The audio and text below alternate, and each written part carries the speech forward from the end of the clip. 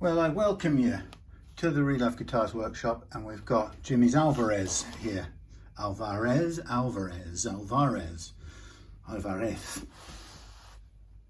Acoustic guitar, and it's a E2112 4200. Well, that's the serial number. Yeah, right. It's an AF30CE. And the serial number probably tells me it's a 2112. It's ahead in the future. Nice satin finished guitar. Not very good strings, a bit of a mixture. Something looks like one's broken and something's been replaced. But anyway, but it has a noticeably tall playing action down here, as you can probably see there. But the good thing about Alvarez is, I pointed out right away, is this clever stepped bridge.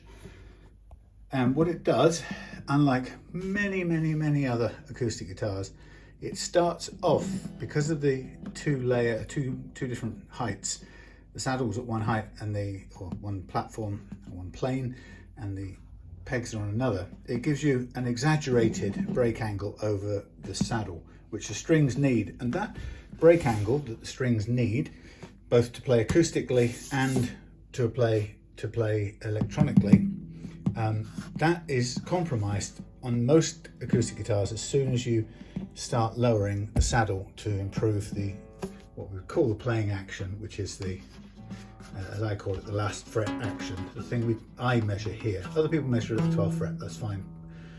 Halfway, that's absolutely fine. I like to measure it here for my own purposes. It doesn't mean I'm clever, smart, special, or different. Just that's what I do. So please don't get upset. Anyway, so this guitar is like many relatively new acoustic guitars, unfortunately, in that it comes out of the shop with a high first fret action, a high last fret action, and in many of the other guitars cases, not necessarily this one, but most other guitars, with not a lot of adjustment room here because of the losing the break angle as soon as you take the saddle down beyond a certain point, or even as soon as you start adjusting it downwards, you are reducing the break angle, as you are here, or as we will be here. Now, the thing about acoustic guitars, which is, an odd thing in some ways, is that few of them are built, how should I put this? Not many of them are capable of resisting the string loading that we have with a normal set of strings tuned to a regular E, concert E, or whatever you might call it. It's a lot of loading on what's essentially quite a delicate structure. Some guitars, by virtue of their construction, by luck, by good choice of woods, or sometimes even by accidental choice of woods, got lucky with the grain, and so on and so forth. Sometimes one example of one model from one brand will last and not deform over time, and others will deform and change their shape. And so the whole of the geometry of this guitar depends on this piece here remaining in effectively a box section, and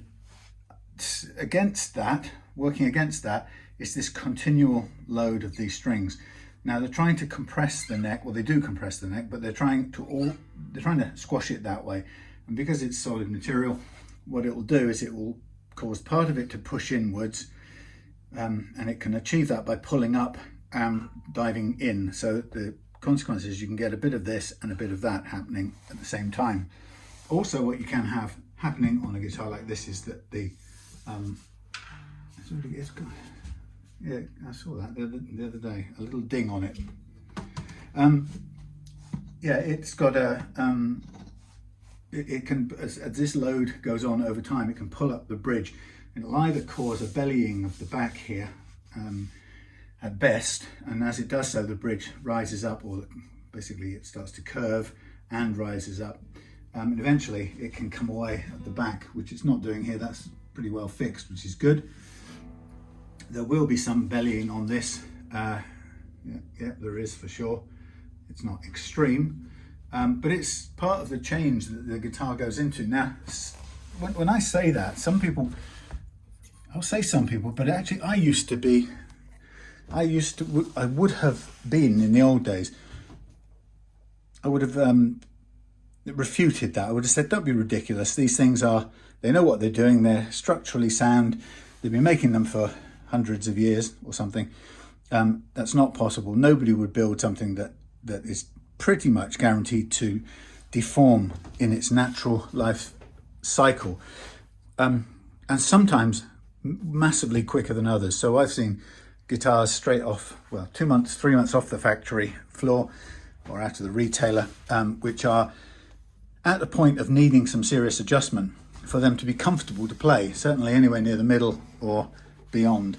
And some of them seem to defy all kinds of logic. Some examples will be still in great shape. Some will be a month or so old. Some will be straight from the retailer out of the box, and they will be desperate to have an action reduction at the saddle. Now, if you have to start with an action reduction at the saddle, considerable one, to make it playable, that's not a good thing. And the reason it's not a good thing is because most acoustic guitars still on the market have a glued neck to body joint. So this is, it may have, some of them have bolts as well, but most of them that also have bolts doesn't really make anything that much easier because they're also glued. The faces are glued as well. So if you're glued, it just doesn't really matter if you've got bolts. There, as far as I know, Taylor and 2 models of Martins until recently, or up till recently, or at present, at the point of going to press, 2 Martins and all of the Taylors have a bolt-on neck system, no glue holding the neck on, and the angle of the neck joining the body is governed by variable shims, which are in pairs, and you can adjust the pairs together to achieve a rotation of the neck around the front edge of the guitar. It's a brilliant system, I have to say, because it means any Taylor guitar that might come out of the factory with this high action, I can take the neck off, I can do some measurements, take the neck off, select the right pair of shims, replace them, get the action back where it should be. In other words, the fingerboard is now going to be pointing in the correct relation to the bridge and the saddle, where it wasn't before, and then we can go ahead, bolt it together, set it up, finish setting it up. But Taylor does it on theirs, which is a brilliant move, but Martin has tried it on a couple, but I haven't even seen one of those because I'm certainly not going to buy one, because when I recommended it to a customer, the first thing they discovered is that particular model, whilst they're sold with these special shim, they're like credit card shim things, it looks really high-tech and fantastic. They've taken a leaf out of the Taylor book, made it look high-tech, but nowhere could he get hold of the shims. So and he found out that they weren't even available to the authorized repairers at that point in time, certainly not to the dealers, and certainly not to customers or techs who might want to adjust the guitar from the point of purchase, which is what most people will want, actually. So that was you might as well not have innovated that, or you might as well have not bought into that innovation, Martin, for doing it that badly. So right to this point in time, Taylor really is the only serious contender. Now, Alvarez has gone some way in that the one thing they've done really well here is they've dropped this into a split level thing, as I pointed out. That gives us a lot more adjustment room. So I know that on this guitar, I can drop a couple of mils easily out of the action there.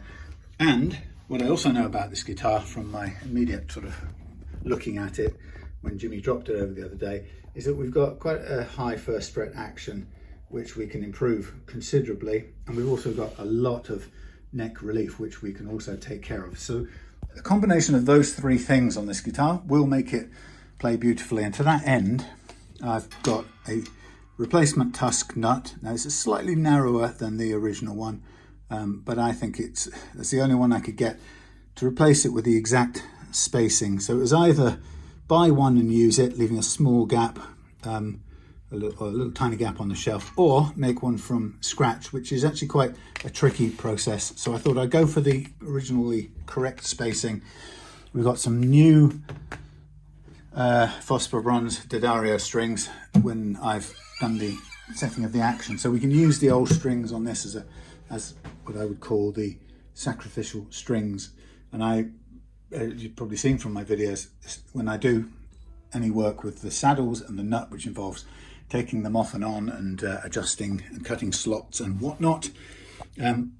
The strings are stressed and I don't want to put those back on for the customer, so we want to start out with a lovely action and some lovely new strings. What I'm also looking at here, just a little tiny detail I noticed while I was looking around. We got a lifted fret there. Now theoretically it's probably not going to do any harm. We've got a chip on the fretboard, edge of the fretboard. It's not going to do any harm, but you can see that's floating at the end. It's the last fret, so probably get away with it. There's a ding in this. I don't know whether that's been clonked in the shop or whether it's happened at Jimmy's possession, but it's got somebody's you know, good old-fashioned usually you got your what's that stuff called, house paint, you know, it's like when you banged it into a staircase or something. Oh, what's that stuff called? Emotion paint. Anyway, so with this guitar, let's just I'm going to have a look at this last fret. It's the only one I can see at the moment. Let's just do not a very good view. I'm very sorry about this. I'm just going to quickly squint down the side of all of these. Yeah, they're all okay-ish, not perfect, but all okay, except for that one. Now, I guess what our main concern about that one would be whether or not it's got any float or bounce to it. It's going to be hard to see. I'll try and look at it visually. No, it's set where it is. It's not at a push. It's not bouncing. So it'll either cause a problem or it won't. So we'll have to wait and see as we lower the action. If it is going to be a problem, it's going to come in when we lower the action. Now, so what I'm typically going to do, I'm not going to bother measuring the actions of these different things. What I'm going to do is just work at all three of these components, what I call the three components of the playing action. In truth, you could argue that there are more components, like, for example, or more variables. So you might quite rightly argue that how hard someone hits the strings is an important variable in the action. But if I just do this from here, we have first one, which is the neck relief. So that's the amount of curvature in the neck when the strings are on and loading up to tune. Then the next one is what I would call last fret action. And notice these are kind of in order now. And then the third one is first fret action. So typically what I would look at doing is dealing with these one after another. So for the loading of this gauge of strings, which is 11 to 52 approximately, it's going to put pretty much the same amount of force loading onto the guitar body, regardless of what everything else is doing. So the first thing I'm going to do, and this is something, Jimmy, I would recommend if you haven't got comfortable learning how to do this, is something really worthwhile doing. Why is it worthwhile learning how to adjust the truss rod yourself? Because the truss rod changes throughout the year, and depending on weather, it doesn't always change. It can change. It's liable to change because it's it's a wooden neck and the weather is changeable. And so the problem is I don't quite know whether I'm going to reach all the way down in here for this one. We might do. Yeah, we can. So you need quite a long Allen key, 4mm one. This is okay. So well, let's take it really simply. I know some people know all this anyway, but if you don't know, I'm going to teach you what I know, but if it's sucking eggs and that thing that they say, please ignore. So truss rod, what is the function of the truss rod? It exists primarily, only to control the amount of curvature in your neck. So the truth about your neck is it's wooden, and when you load it with strings, if it's very thin or if it's very flexible and springy, it will bend a lot. under the string loading and you'll get that sort of shape. Okay, so those are the kinds of shapes you can get if I go above there. So at the extreme you can have lots of curvature because the strings are pulling all the way across like that. Alternatively, if you've got a very stiff neck or not very heavy strings, you might find your neck is pretty much flat. Or you might find that your neck without string loading is a bit backbowed. Okay, so we call this relieved or bowed, and we call this backbowed. Slightly different terms, but anyway, and then we call this dead flat. So there's the three kind of basic positions your neck might be in once you've put the strings on and tuned it up.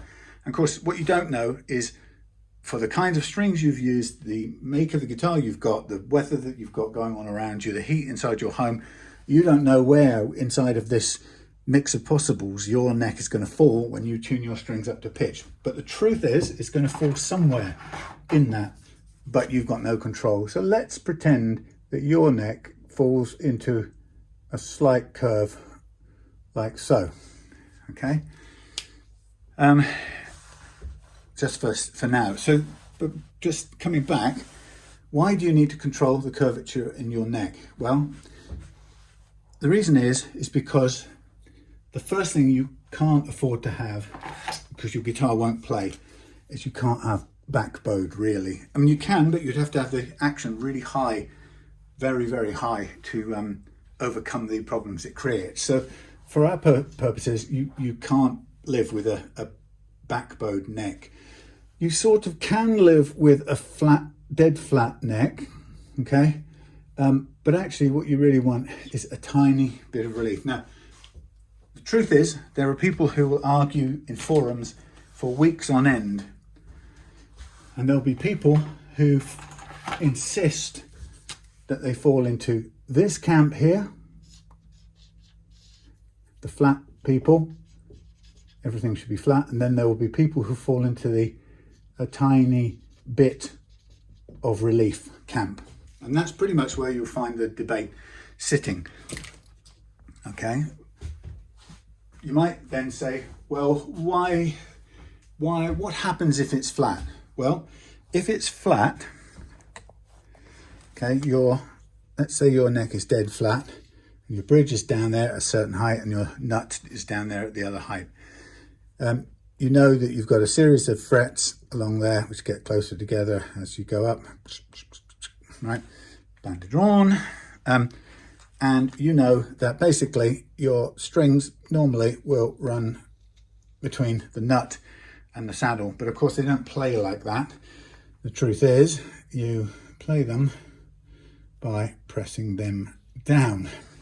So in reality, your string will get pressed down to there, and it will come off the top of that fret and go up to the saddle. Badly drawn, but you get the point. If your neck is flat, there's a tiny bit less space here, which is the important one, the one after the one you've fretted. So your finger's pressing on the wood there, it's fretting on that string, that fret there, and you need some clearance between that fret there and the string, right? And you remember, of course, the string isn't going to be staying still, it's going to be sort of spinning around in a cone, double cone shape, like so, when you fret there. So that's what your string's going to be doing anywhere that you fret it, okay? But the issue is, if you have a dead flat neck and you've got height X, height Y, and you've got curvature Z, if Z equals 0, we'll call that flat, then if X equals whatever it is, we'll call that 1 and then call that 3, you have to have a certain amount of space there. You will have a certain amount of space there. If Z equals a bit more than that, so we add some curvature, and this fret comes down there, what you find is that the new line up to the saddle is steeper because there's a curve, and the curve keeps the fret slightly out of the way. So this space gets bigger. wherever. Sorry, I've moved along a fret. Anyway, you get the drift. So it gets bigger and there's more room. So the point is, I guess the constraint, the simpler way of putting it is to say, if you like the feel of a very flat neck, you have to, so if you're focused on flat, you may have to compromise in the bridge height. Let's call it last fret height, as I do. Last fret height. I mean, another way of putting it, you have to create enough space for the strings to move without buzzing as a result of the last fret, the first fret height, the action at the first fret and the action at the last fret. And the other thing you have a bit of control over is fret leveling, if you want to do it. Now on this guitar, we probably won't need to do fret leveling, but fret leveling and the setting of the last fret height, which is set by the bridge, and the setting of the first fret height, which is set by the nut, right? Those are the things, if your priority is on flatness of neck, then you have to use these three together to make space for the strings. Let's call this the frets. Yep. So you've got these three to work on to make sure you've got enough space. Why would you like a flat neck? Well, because a flat neck, if we draw it down here, a flat neck means that the pound for pound, the overall action as it goes towards the the bridge at this end, feels kind of even, shall we say, all the way along. It's increasing slowly, it has to, but it's sort of linear and even, and it feels fast and flat, pound for pound. But if you set that, as we saw here, if you set that as flat, that's your priority, you like that overall flat feel, if I can just make this zoom out, you like that overall flat feel, then you have to use these three together to make room for your strings to move. Now, of course, you could tell that somewhere in all of that, how hard you hit the strings is another factor. So you might love a very flat neck. You've lowered the height of the bridge saddles and the first fret nut slots. Have you done so? The first fret height action is it should be action really. Let's call it action. The last fret action and the first fret action, you've got those as low as you can. You've leveled your frets to create as much room as you can to make sure the strings aren't hitting anything. But for all of those things, you've set them all low, as low as possible, but you're still getting some buzz. Well, what you can do is how hard you hit the strings. You could amend your playing style and you could still have the flat relief, the low fret, low last fret action, low first fret action, and flat frets. So, but that might not be your overall focus. You may be focused more on a low last fret action. That might be your primary consideration. In which case, you might need, well, you'd have to work on the first fret action as well, because that's part of the whole formula. You might need to set slightly more relief, because you've made a lower last fret action here, so you've taken away room for the strings, so you're going to have to set a tiny bit more relief. You're going to have to level your frets as much as you can to keep as low, if what you're after is low action altogether. So what you do, if you like, depends on which is your priority. You can see from my list of priorities, I'm going to aim for, and I have a sort of rule that says a tiny bit more than none. And it sounds really unscientific, right? But there's a reason for that, and I'll come back to it in a second. So the last fret action I want to set on an acoustic on the low E side, I want about 2 to 2.5 mil if I can get it. And over here, I want 1.5 to 1.75 if I can get it on the high E. Now, how do I know that? I know that from previous guitars and experience of working on lots of guitars. So I know that's a doable action. And I know that importantly, that playing action, all these three things together, add up to possible on an acoustic without fret leveling, usually. Right? And the reason for that is simply because it's a higher action than I set on an electric guitar. To get the electric guitar action, which tends to be more like 1.5 here and 1.25 there, it requires all the other things, getting the neck relief pretty much straight with a tiny bit more than none, taking down the first fret action, the last fret action, but it also requires some fret leveling added into the mix for an electric. But the acoustic guitar is first and foremost above that level because it's a bit higher and it still feels nice to play. So why do I go for a tiny bit more than none? Well, the logical reason is this, that if I go for a tiny bit more than none, I can be sure that I never end up with a back bow, which will stop the notes actually playing. So that's a showstopper. So a tiny bit more than none is my way of knowing that it's either almost flat or a tiny bit under flat, meaning relieved. And I know I'm in a safe space. So if I highly recommend all of you who haven't to get comfortable adjusting the truss rod so you can keep a nice low, as low as possible, consistent action throughout the year. Now we might set today a low action on this guitar that plays beautifully today, and 3 months down the line, as we get into winter, Jimmy might find that suddenly it starts buzzing here, and that will be because one thing only, really, the neck is slightly flattened out. I'll have set it today for slightly more than none, and I could give you a measurement. I could call it on an acoustic guitar maybe 0.2 of a millimeter, no more, slightly more than none, but in the seasonal change coming up, you might find that that little tiny bit of curve just flattens out, excuse me, enough so this either becomes no gap or no curvature at all, or worse, it could go a little bit further and become a back bow. So you need to get comfortable doing a check, because somewhere along the line in one of your guitars in your possession, particularly if you like low actions, will suffer from this problem. So how do you measure your neck relief? Using the not too obsessed by numbers. That's rule number one. Don't get obsessed by numbers. Go for my guideline, a tiny bit more than none. As little more than none as your playing style can get away with. That's my advice, right? Tiny bit more than none.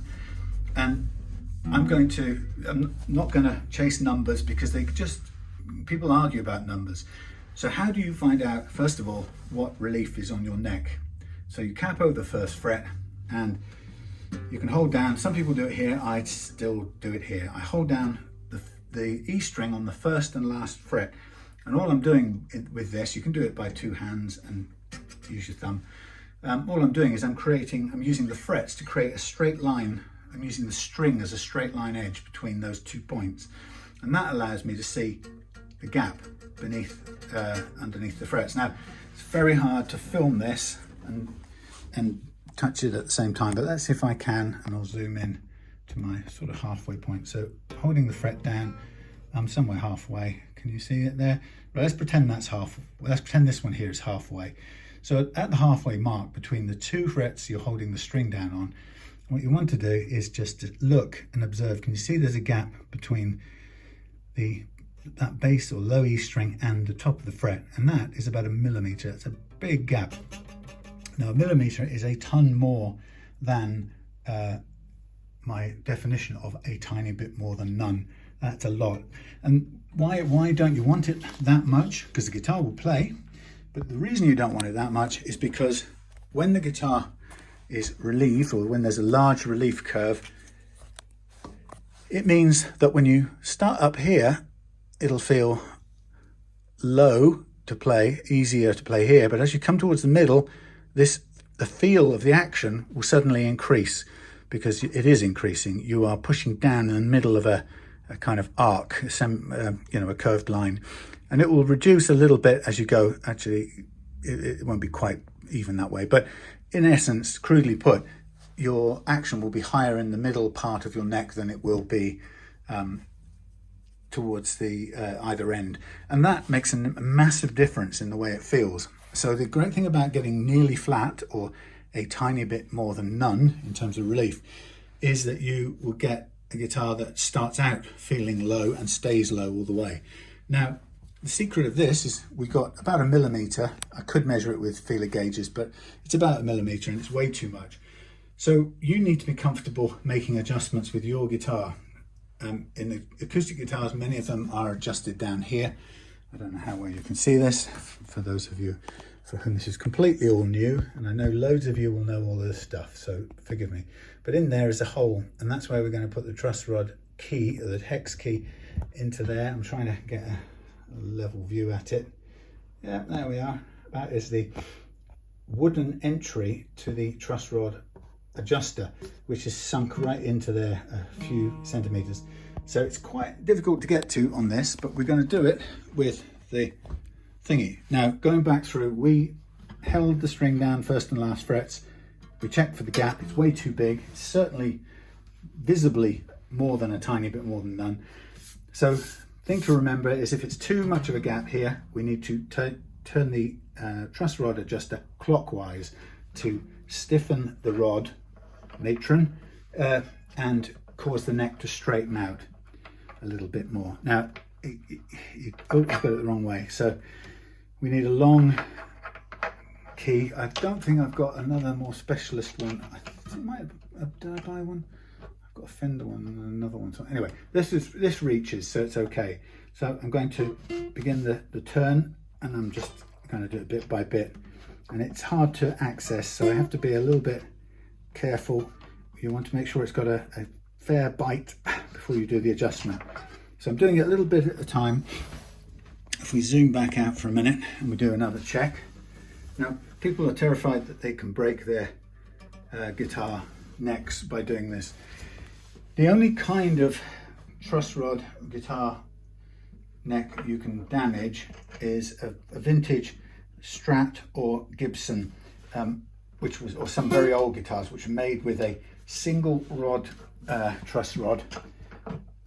Modern guitars like this have a two-piece metal truss rod. Both pieces are metal, and they pull against each other in order to bend, and it's the resultant bend that causes your neck to bend in line with that. The old Fenders and the Gibsons, they don't use two pieces, they only use one piece of metal, and in order to put pressure on it and to bend, you have to use the guitar neck, or structurally it uses the guitar neck as part of the device, or part of the rod. And so what you are doing with one of those old truss rods is you're putting a lot of stress on the anchor points where it grabs the wood, if you like, and you're screwing a nut on, and it's pulling against the wood and straightening out the rod because the wood's staying in place. That's actually can cause rods to break. And I've reduced it to about half the amount, but it's still more than slightly more than none. And as you can see, I am repeating it. Now, like I say, this kind of truss rod, you would have to work very hard to break your neck or your truss rod. Sometimes it's possible they can seize if they're already seized up and you put pressure on them. You can't predict metal always, but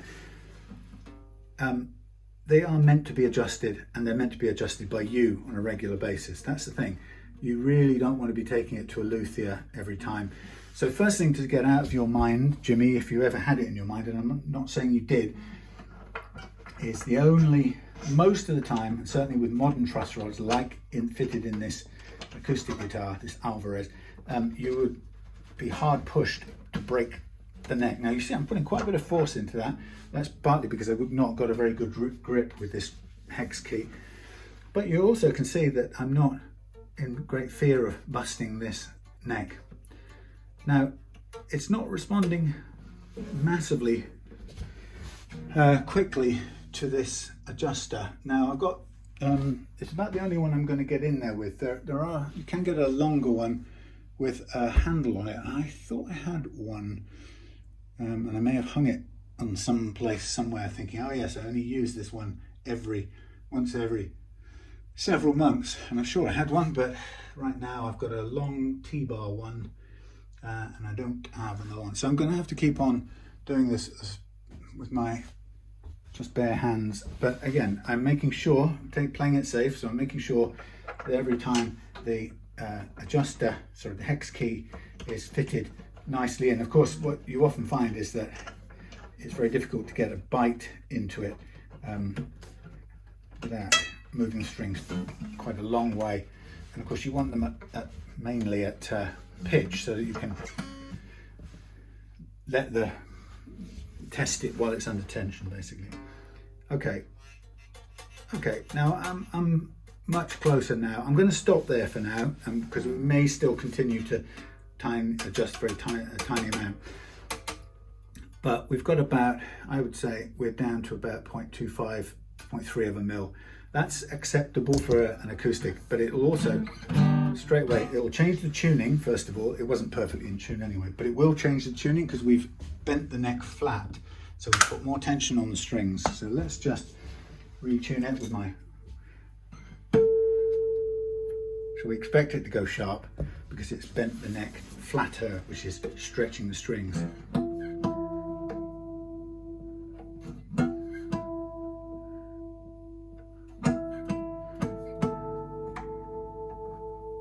This one is strung back to front. This, okay, that's the one that somebody's broken and replaced. Okay.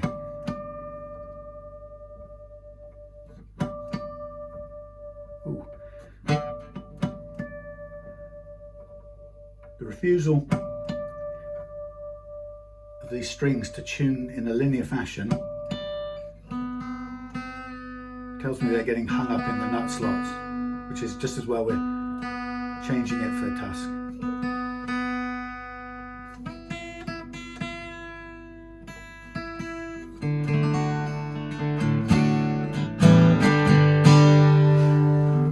Okay, so that's the first one I've set. A tiny bit more than none.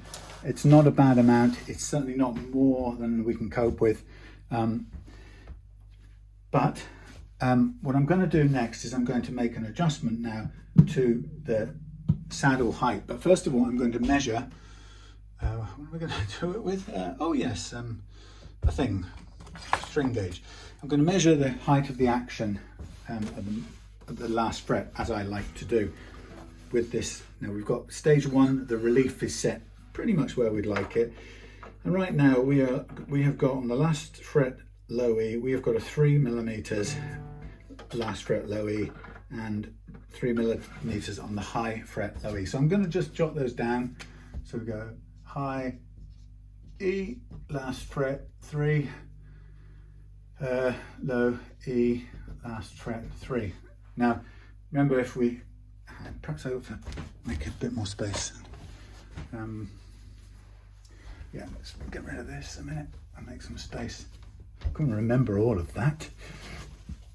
So I'm going to do some calculations which will help me to arrive at the amount I'm going to need to remove. So we start off with high E, last fret equals 3 mils, which is higher than it needs to be. And we're going to low E, last fret equals also 3 mils. And the target action really is going to be, what did we say here? 1.5 to 1.75 at most. And here we're going to go to let's go 2.25 to 2.5 at most. Okay, those are my target actions. So if we err on the side of the conservative, slightly higher, which we don't necessarily have to do, but we'll see how it feels. We'll go 1.75 and 2.5. You can see that 1.75 from 3 is quite a big difference. So it's 1.25 millimeters at the last fret. Okay, 1.25 millimeters at the last fret. That's what we want to lose, but we'll come back to this measurement in a minute because the saddle requires a different amount to the last fret. Whoops. And this one here is, well, 0.5 at the, if we go conservative, 0.5 at the last fret, which also equals something else at the saddle. And you might say, what does it equal at the saddle? Well, I use a measurement of 1.4 mils, 1.4 conversion, because of the position So now people at this point say to me, now if you were doing it by the 12th fret, it would all be straightforward. And I know, but I've worked it out my particular personal way. You could measure it at the 12th fret. So if at the 12th fret you needed to remove 1.25, 12th fret is exactly halfway. So your number would be, you'd need to take away at the saddle 2 times that much, which would be equals 2.5, right? If you're measuring at the 12th fret, but I'm not measuring at the 12th fret, but let's say you were. And this one, you would do twice that, so it would be 1.0 off the saddle to give you 0.5 at the 12th fret, and here to give you 1.25 at the 12th fret. But you know I'm not doing that, I'm doing it slightly different. So I'm going to calculate it slightly different, but don't be freaked out because it's not the end of the world. I'm going to do a multiple of 1.4. So to get me a reduction of 1.25 at the last fret, I'm going to multiply it not twice, but by 1.4.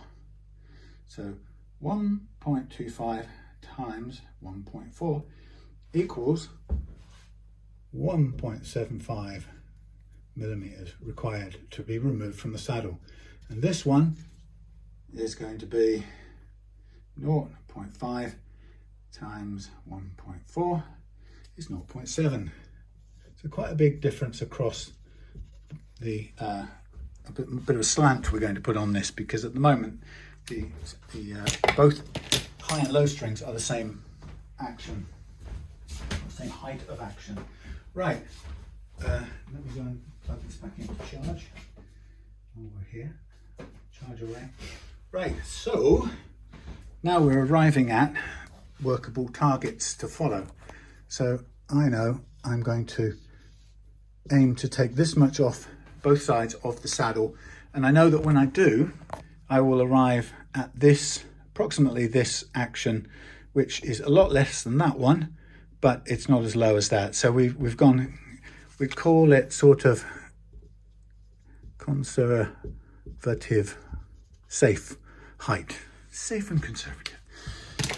Right, so this is what we do. The next bit, ding. So we get the string unwindery thing. Now this is where the strings come under a bit of pressure.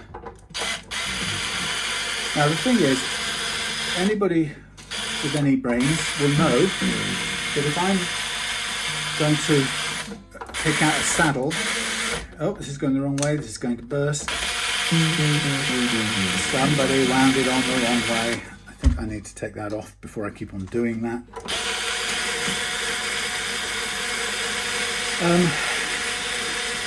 Just go round.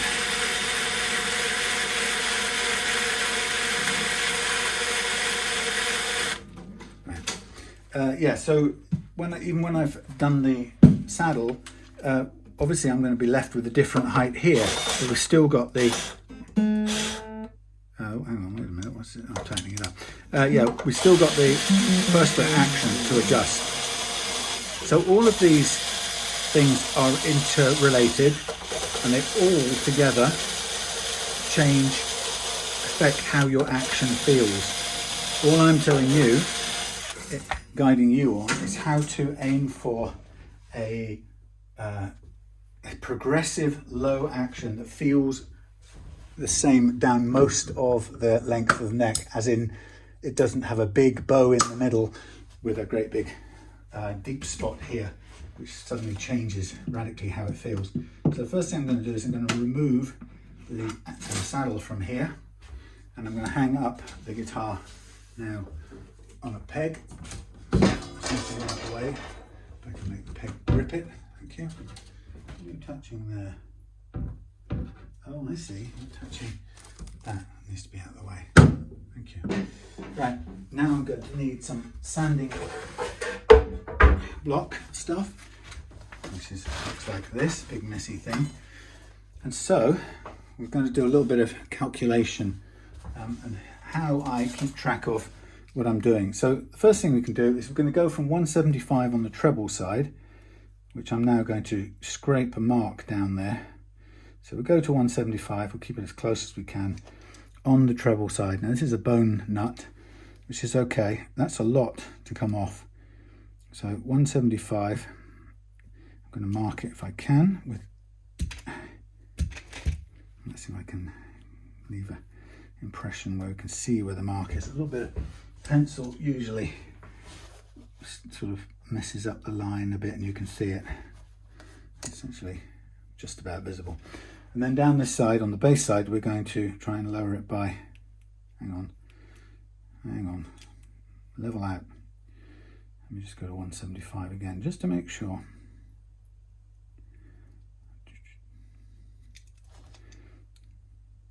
Yeah, that's a little bit, not quite the same.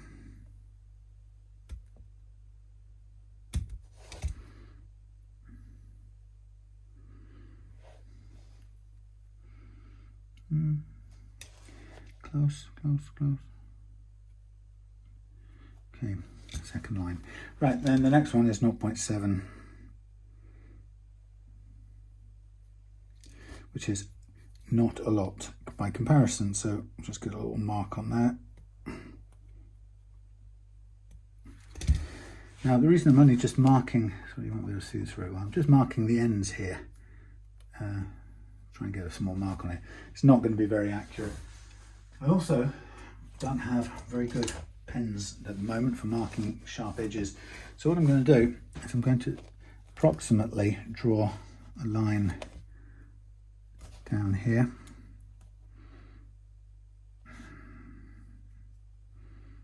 From one mark to the other. Oops. And that sort of gives me a sloping guide mark, but that's not massively accurate, but it's a good indicator. So what I'll do as a fail-safe is I will mark, just for now, I'm going to mark where the string makes a notch in each part of the saddle, just for a visual start point. And I'm going to do is I'm going to draw out my saddle on the bass side and the treble side, and I'm going to take a measurement there, and then we'll take a measurement there on those marks using my micro caliper thing. So on the treble side we're going for, currently we've got 551. Okay, that's currently 551, and on the bass side we are going to have, in the slot we've got 575. Now we know that we're going to remove, I could probably use the blasted thing again. We're going to need to remove 1.75 from the treble side. So we go back to the calculator and we go 5.51 minus 1.75, and it shows us our target action is going to be, on this one, 3.76 on the treble side, and on the bass side we're going to start with 5.75 minus 0.7, which would be 505. So the target action on here is 505. Now obviously you can see it's going to get lower here because we want the treble side lower. We don't want 3 millimeters of action as your final action, last fret action. It's way too high. So by choosing these two numbers, or making these two numbers, now these are my targets. So I'll start with kind of manually guessing the sanding, because I know I've got twice as much to take off the bass side as the treble side. Sorry, the treble is the bass. And what I'm going to do is I'm going to aim to just get going and remove some material first. And I'm going to do that by pressing extra hard on the treble side and kind of unbalance the sanding for a minute, and then we'll hope to balance it back out. I think I've put more effort into the treble side than the bass side. So I'll just have a look. It's starting to even out already, and so it's a matter of getting to a point where it's close to being the same amount to come down, and then we sort of try and balance out the force all the way across the saddle Now the thing you have to keep close track of on this at this point is to make sure that we keep the bottom of the saddle perpendicular to the front face. We don't want it leaning forward or doing anything. But even though we've got a visual guide, I'm now going to check on the mark here. We've got 4.6, so we're halfway between 5.5 and 3.7. So we're doing good. We've got about a millimetre gone. So we're also about fairly even there. So now I want to sort of concentrate on even sanding, really, so that we get everything go down in that nice 90-degree perpendicular. Now this is very much by handheld skill. Now I'm sloping now, and so I'm going to have to rescue that slope before I run out of space. And the slope is leaning back towards me, so I'm going to have to manually tilt this the correct way and just stand here and rock it side to side until it evens out and flattens out, because we want that 90-degree perpendicular thing. This is the hard bit, just getting it to go down to the right height with a square bottom. Ooh. So we're almost on the line there. Again, we can now measure with the guide onto the little slot. 457. We haven't moved much on the treble side there, and 528. So we're nearly where we want to be on the. Let me just try that again. No, that's something that looks. 551 minus 175 equals 4,376. It is but where we want to go. Let's try it on this side. 452. So we're 70 off on the treble side. Still, we're not far off. I'm going to try and now go back and put a little bit more pressure on the treble side.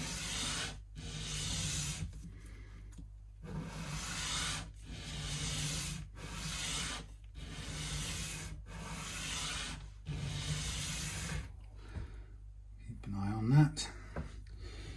So let's see what it's saying. On the treble, we're saying 4.2, and on the bass, we're saying 5.2. 4.2 and 5.2 with 0.5 and 0.2. So still got to err on the side of the pressure on the treble side a little bit, but we've got to keep this thing leveled out. Tiny bit of a lean. I should have put some new sandpaper on for this, because this is a bit worn out now.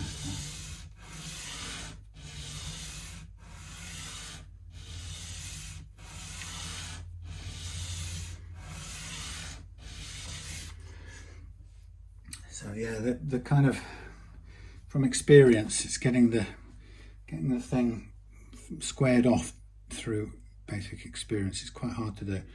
4.12, so we're close to where we want to be. One of the things I didn't check, of course, is how far it sticks out of the slot. Bear with me when I just check. Okay, we're still above the wood, which is what we need. So we can afford to get quite close to the wood, but because we've got that split level thing going on. But I think we need to just square this off now and try and,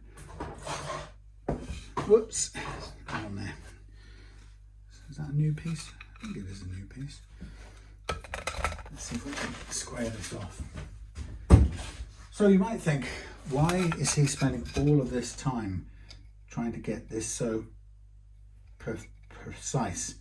And the reason is because this is really what makes all the difference to whether, well, this and the other end, so the last fret action end of things and the first fret action together, those transform the way your guitar plays. Let's just make sure this is flat and we've not got any gaps developing that we have to take away. Now that still looks pretty flat. Good. Double check the things. We've got 5.2, which is still 2 off, and we've got 4.03. So we're now about same amount off on each of them, which we could just sort of carry on Stevens amount of leveling carefully. Yeah, so getting it right at both ends and the middle, if you like, because you could really think of the relief as the middle of everything.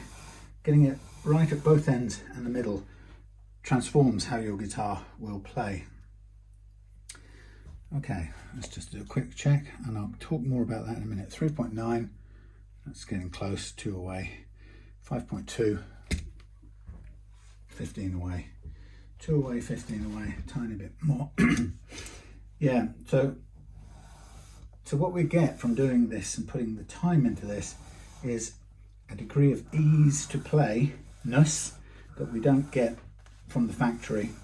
And on top of that, when we get the first fret right, we cure some important problems that we need to put right. So if you want a guitar that stays in tune, which we all do, and in fact we all do, the older we get, the more important it becomes that it stays in tune. What you realise eventually is that getting it to play in tune comes down to the, there we go, look at that, just on the mark. I think that will do. Getting it to stay in tune depends on two things, and might become as a surprise to you. The first thing is getting the first fret action right, so getting your nut right so that the strings go through the nut without any friction and come over the first fret at the right angle, meaning a low angle. That's your first, that's 50% of your tuning stability right there. The other 50% is is stretching out the unreleased slack in your strings. And so when you put on new strings, they have a ton of slack in them. Now different people argue about where that slack lives or comes from, and we can, lots of different views on that. Some people insist that the strings don't stretch as such, but they do pull, there is slack in there, and whether it's the string stretching or you're basically tightening everything up, it doesn't really matter too much. What matters is that we need to, along with doing the nut right, we need to make sure that all the slack is taken out of the strings before we play it. And that requires spending some time, concentrated time doing it. Now, most people think they can just put strings on, give it a bit of a yank, and everything will be fine. But you're going to see in a minute, from when we do this, that isn't the case. But the plus side, the downside, it's a little bit of hard work, but on the plus side, that hard work will give you tuning stability beyond your wildest imaginings.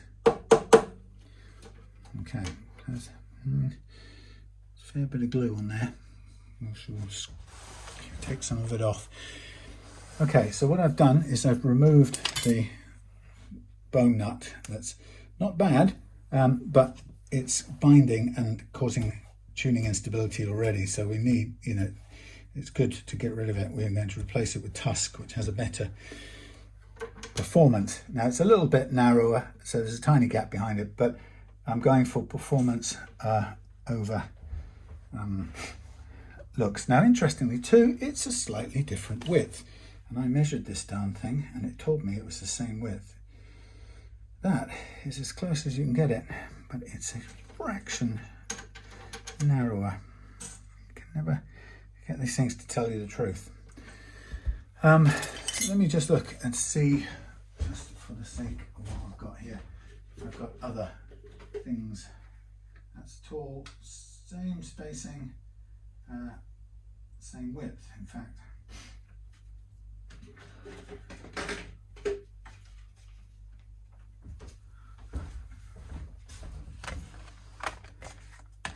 Just doing a quick check. I waited a week for this nut and it's come in slightly shorter than I expected. Well, I can actually, what's the word, append it. In fact, I can put a tiny bit of tusk on the end just to bulk it out, really, which is kind of annoying, but there we are. We better do that. We can do that. We can do it, so we shall. So what I'm going to do is I'm going to, anyway, get me a fresh blade and I'm going to want to remove, if I can, just concentrate on removing some of the excess glue that's built up here. There's quite a lot of it by the looks of things. I don't know whether it's stuck a load of bone on there. There's some sort of white stuff, but it doesn't feel too uneven. It's like there's something marking it. But we can use the blade to double check the straightness of it. And what we can also do is get a string spreader, and we can get this to go under here. It's like some sort of dental thing, this. And that way we can keep those strings nicely out of the way. It doesn't quite let me get all the way up to there. We have another little file here called the nut shelf file, and yeah, I can feel sort of some chunks of glue threatening instability here, and that's often a problem when you replace a nut, is you get left with whatever's left behind from the previous nut fitting. And sometimes in a factory it can be done with quite a lot of glue, which can leave you quite a lot of excess material to clean up.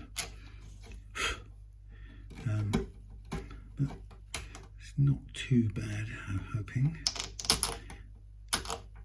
And there's a little white, I think it's some sort of paper or something that's stuck to the underside. It could be plastic or bone, so I think that's taken that off as well. Right,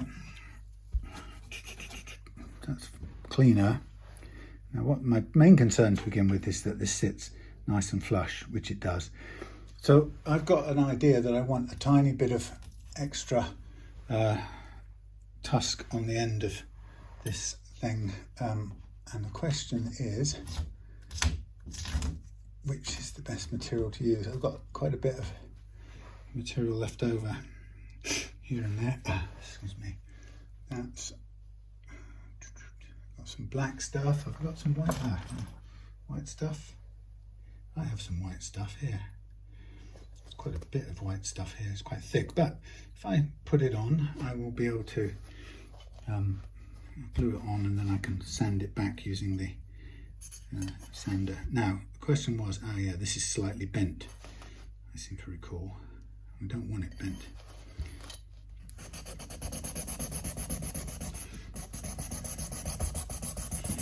So just to make this a bit of a pain, I'm going to use this material. I've got a few different bits of material I can use. Oh, here's some tusk, and here it looks whiter. Yeah, that's probably do actually. So whenever you use a bit of sacrificial tusk, spare material, you've got to flatten it out first. Not that you can sort of vaguely see what I'm doing. Once you flatten it out, you can stick a bit on each end nice and snugly, and then we just use sanding and or the sanding belt to finesse it down to just to fit. So you end up with a bit extra on the whole thing, whole nut, and it's a very, very thin film. It just fills that little tiny gap. This is what you get when there aren't custom nuts made, or there aren't specific nuts made to perfectly tailor to fit an Alvarez, for example. So we're doing the best we can do with what we've got. So I want 2 bits of this. Oops, there's 2 bits broken off nicely. And I want to just clean this surface a little bit.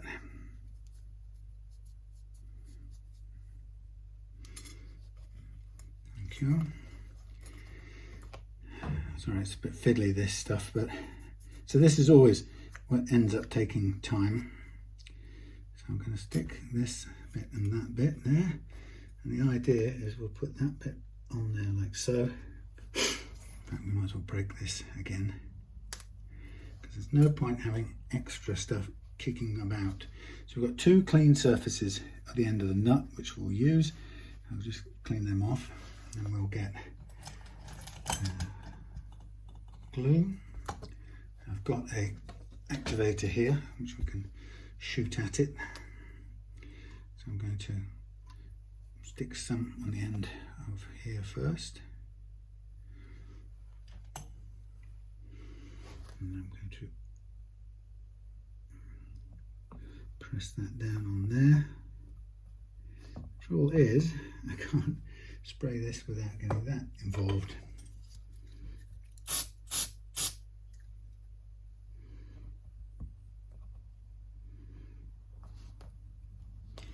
Come on, you're going to glue on there nicely for me, aren't you?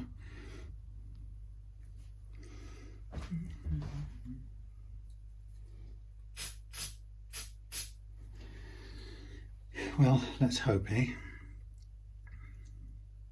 Problem with this is I always put too much on, then you have to find ways of removing it without breaking it. I'm sure we can do it. Here's the other end. We could probably put a bit of sticky stuff on there, and then if we press this down like so, perhaps it will stick straight away. Sloppy hands. All right, so that may start off by looking a bit odd. And what I want to do is sort of snip it down in size now. So if I find me a side cutters, what I want to do is be able to cut this down a little bit to size without breaking anything off. So we'll see how well this performs. If it doesn't, then I'll be forced to start again. Pow. Yeah, something like that. Cut off the excess on this side. Quite brittle. Oh, this one's just fallen off. Nice. Well, that doesn't help me, does it? So perhaps that didn't like the spraying the thing with that stuff first. Let's clean this back off.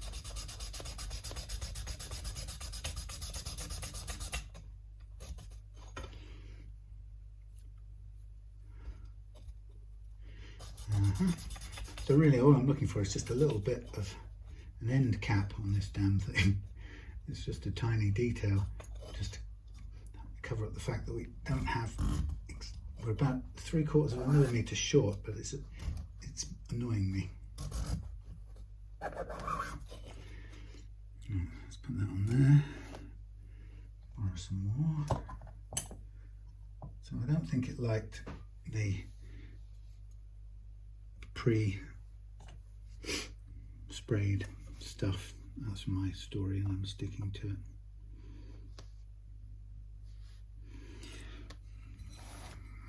Boring stuff here. Now maybe I'll just shoot a bit here. Super glue activator. Okay. Just scared that if I clip it, it's going to fling off. But you've got to do what you've got to do, otherwise you'll be here forever.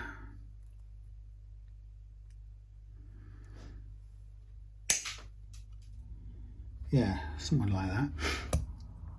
Okay, try a little bit more cutting off here.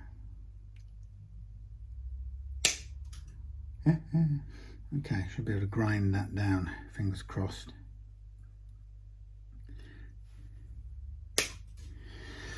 All right, let's see what we can do now. We might go with a little grindy wheel for a second. Let's kick off with that. So fiddly stuff, time-consuming stuff. I'm just going to try and grind away the excess here, so we can just then gently sand it to perfection, and then it will be ready to sit in place. What I don't know yet is anything right about the height of it, so that comes next, and we'll do a similar precision measurement job to make sure. So here we have nothing happening. Here we have this, and I'm going to cut them downwards. I'm just going to very gently get this wear away the excess.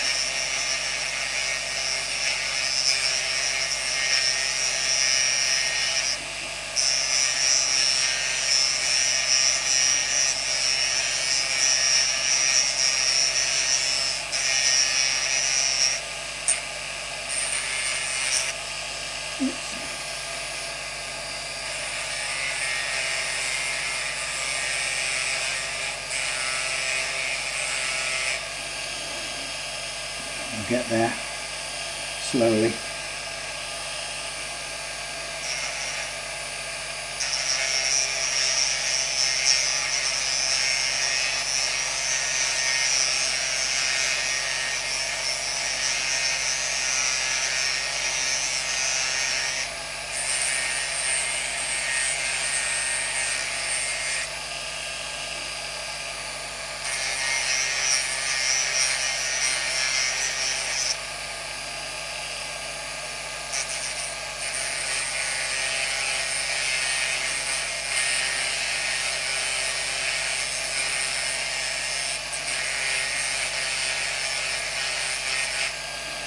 So the kind of fine tuning we can do on the block, or if we needed to, we could use the little belt over there as well to flat sand things a little bit better.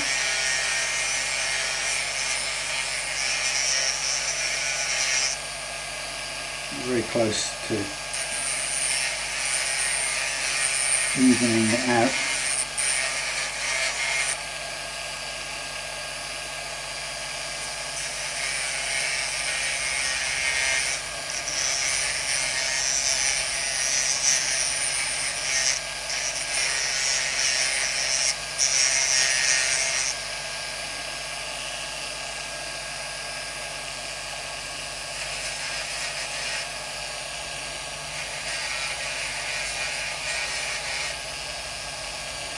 Okay, so I'm pretty close to where I want to be. So we still see where, yeah, that's right. So if I'm on here, so I can just gently take this down to level. Again, being very careful, just making sure that it's going down nice and smooth and level. We still, the same applies, we still want it to sit flat, of course, and so we just want to make sure it reaches flat at the same time. And of course we'll just touch the base of this and take a few microns off, but that's what we've got to do in order to get it dead flat. So we're nearly there.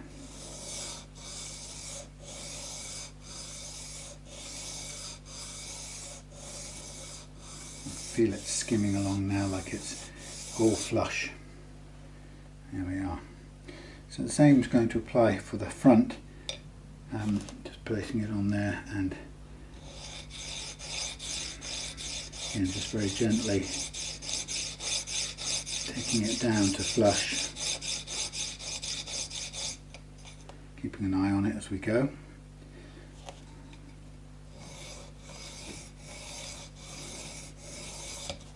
Oops.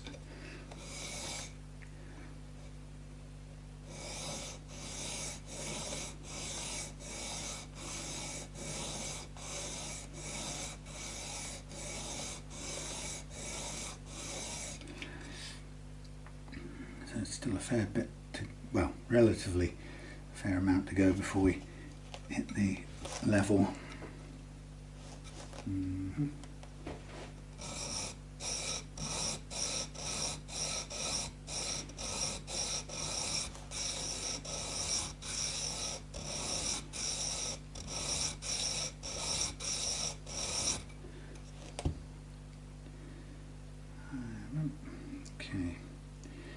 bit more at this end.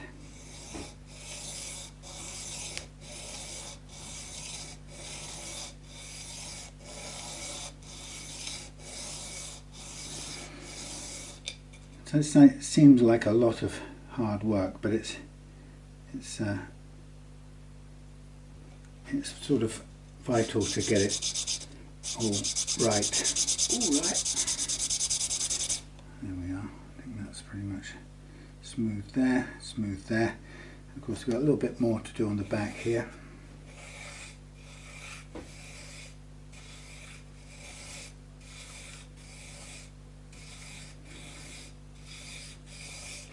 A bit more to go.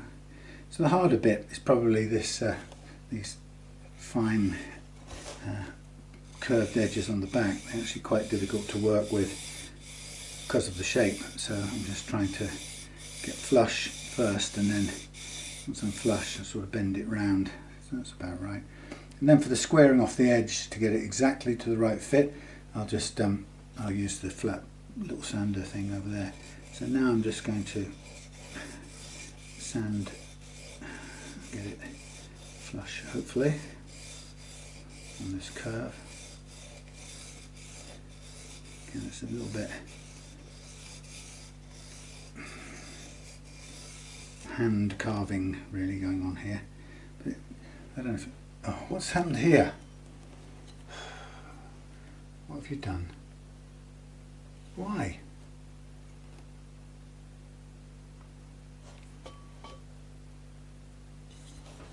Why did that switch off? I guess I'll have to stop this and start it. Please, come along. Right, I'll have to keep an eye on this now because I have no idea what it's trying to do. It seems shut down for some reason known only to itself. That's nice and flat. That's catching up.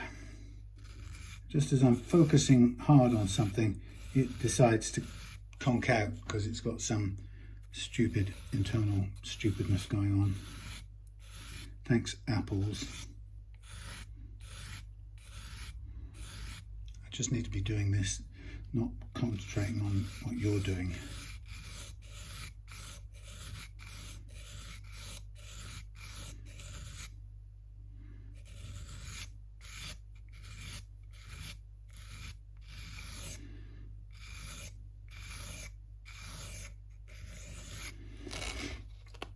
God, it's nearly there, but it's so difficult to get it down to exactly the right level.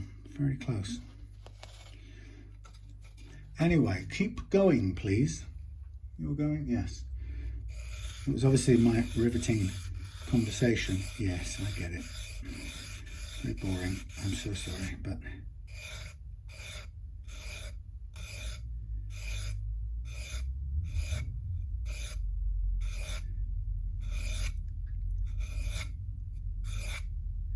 it's a Friday night, ladies and gentlemen. So now I've got the shape all right and everything, and we've just got a little bit of extra size on the end now, and I can run that. If it's a little bit over, I can check it against here, and if necessary I can run it up against that sanding thing over there and just take the tiniest amount off each end, which I'll do now at a distance, and hope you'll stay working. Carry on working. Right, down we go.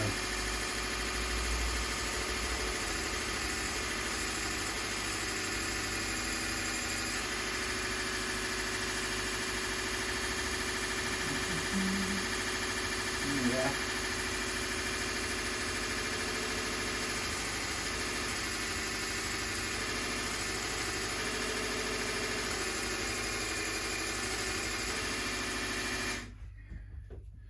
See how close we get. That's pretty close. You still going? Yeah. Why? I don't know why that stopped. Anyway, so I'm just going to square off those last two bits. Now while I was there, I probably could have just done that other bit of extending width that way with some more scrap, making a whole new nut out of nothing. See, now that is technically, that's going to be a whiff too long, so I'm going to do each end a tiny bit more, but it's so difficult to get an exact measurement. Let's try the gauge. I'm going to get this right. So this is our gauge here, 43.7. Okay, 43.7, and we've got here 45.18. Okay, we'll take a bit more and a bit more, and we measure and measure.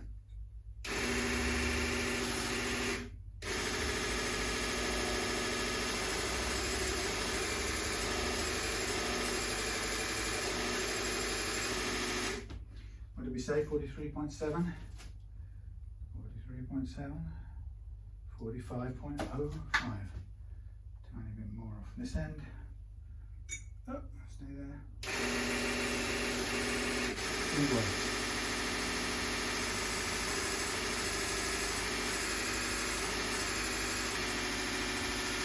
Just keep it running, I think it's easier. 4509. Don't take anything off.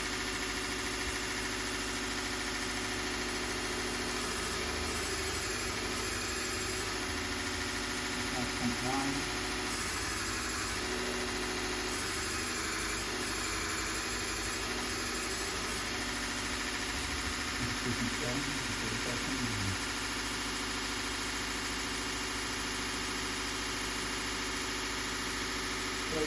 Close.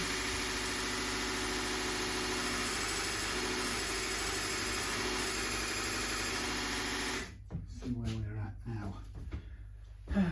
We'll get there. You still doing it? Thank you. So that was some sort of system blip for its own logic we know nothing about. Perhaps it was. Okay, that is pretty close. I mean, there's still a tiny little bit of overhang on the bottom, so we'll do a tiny bit more. What did we say? Just double check this. We said 43.7. That's what we said, and here we've got 44. So we are nearly on over still. Let's do it again.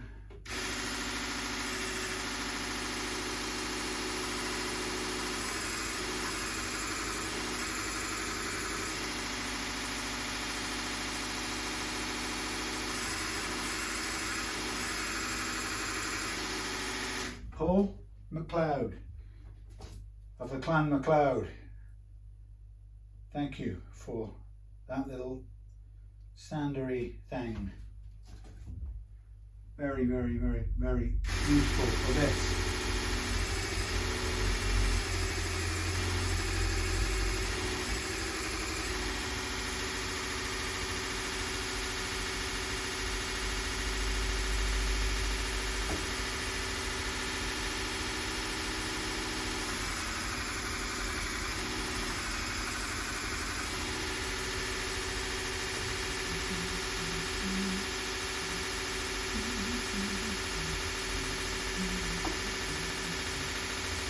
Yeah.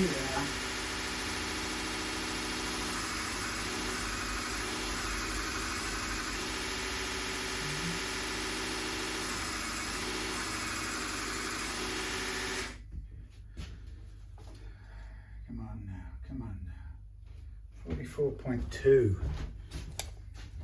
I'm too far now. Oh, well, that just feels nice. Right, I'm going to now do the last little couple of bits on here, which is I'm going to put some slightly round edges on, and on this edge here too, round that off so we don't get a sharp bit sticking in your finger. I'm just going to do a flat spot along there, just run along there, and then do the curves on the other end.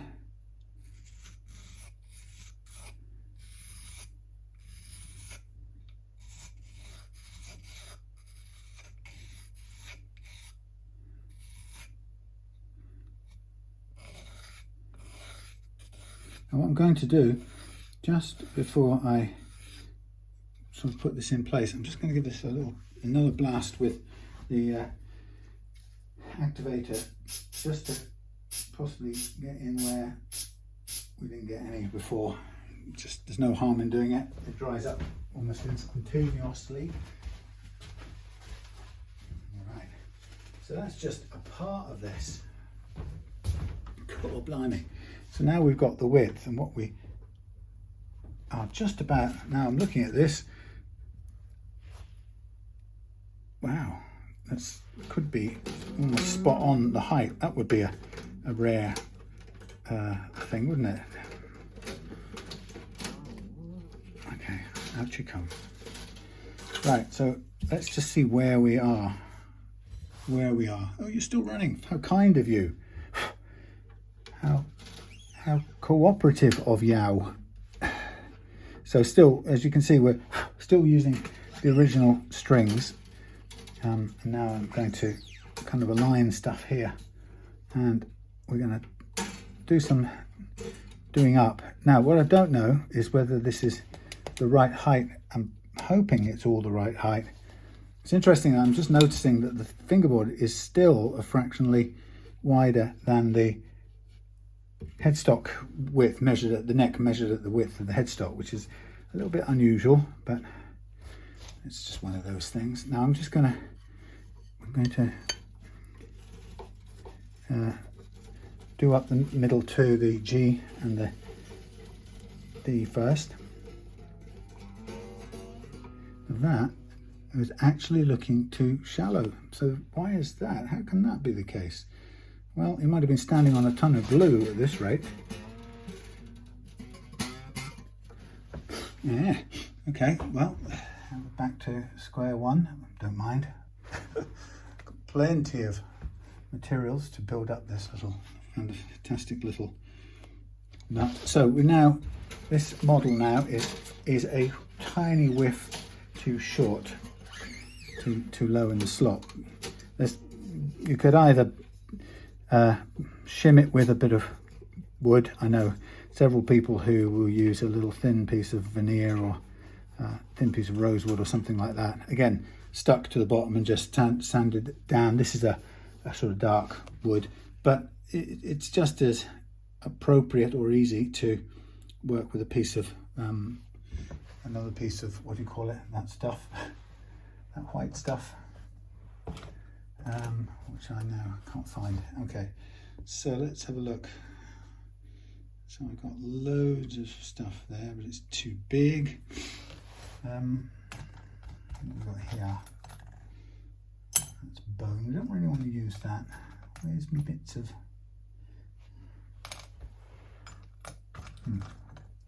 So, as is the way, we could do two pieces on there, but it's very, very tiny little gap. That would require chopping. Let's have a look. So this is even more time to get this right. Whatever happens, I'm going to get it right. So I'm just going to basically sand this until it's flat.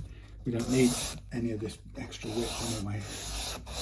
I've got some black nuts, but I'm not going to put those into action yet. I could probably find some dark rosewood or ebony, in fact, that I could do a little slice with. But probably going to be just as easy to use a couple of pieces of this tusk material here, keep it all the same. I'm not going to make any negative impact once it's just sitting on the bottom, whether it's wood or tusk. It's just a bit annoying. It's hard. It seems to be so hard these days to find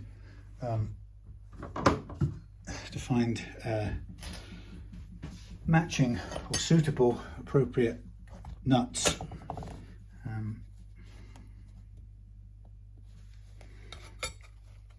So I'm just going to need to go and cut this into two pieces. Excuse me, I've got a bandsaw there, but it's probably going to take a big thickness of material. The cardboard's got to be bagged up today.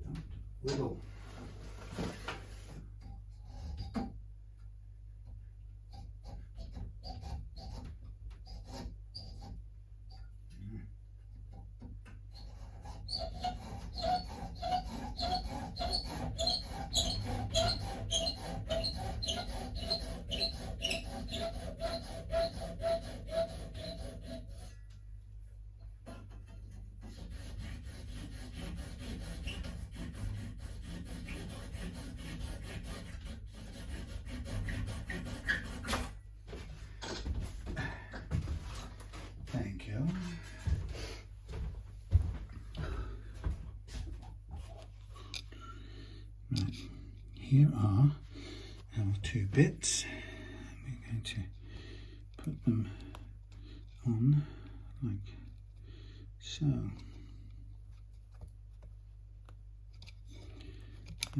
Wait a minute.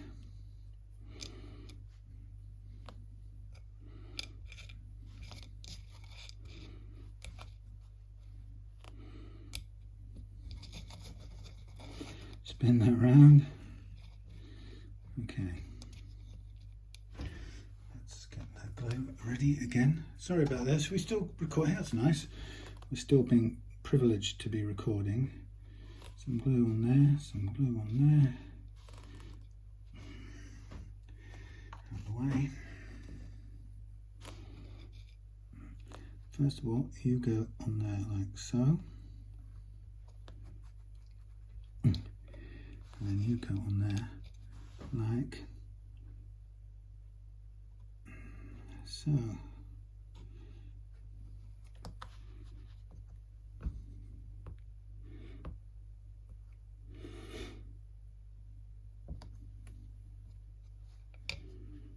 then we'll throw a bit of this at it.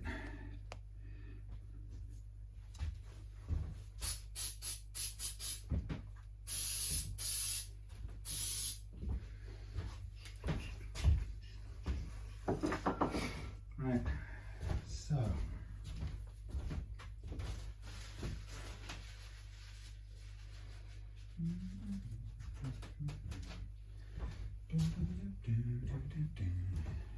okay, so now we've got quite a lot of extra material attached to there. Are you still recording? You very kindly are.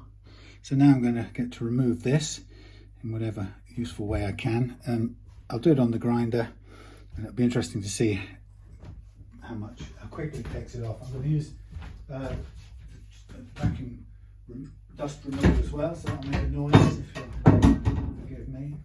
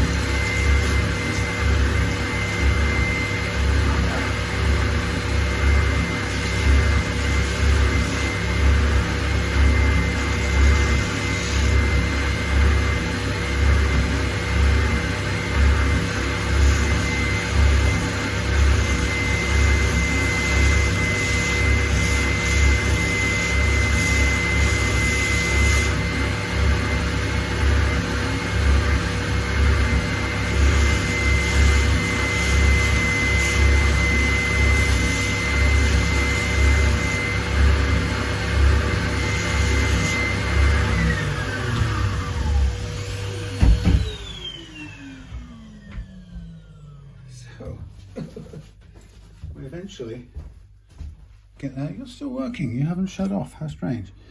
Okay, so we've got coming down in size. Again, I'll go along to the, what's it call it, the little band, little belt sander there, or we can take quite a lot off with our heavy duty sandpaper here.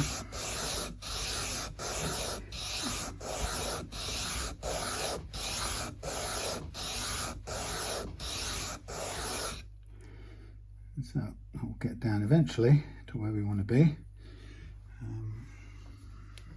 Sorry, this is just taking much longer than expected, but that's okay.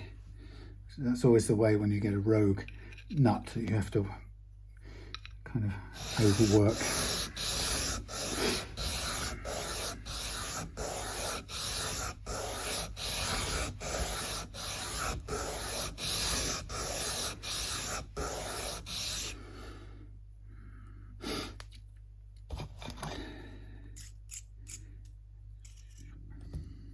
So I'm going to go over and do some stuff over on here. Bear with me.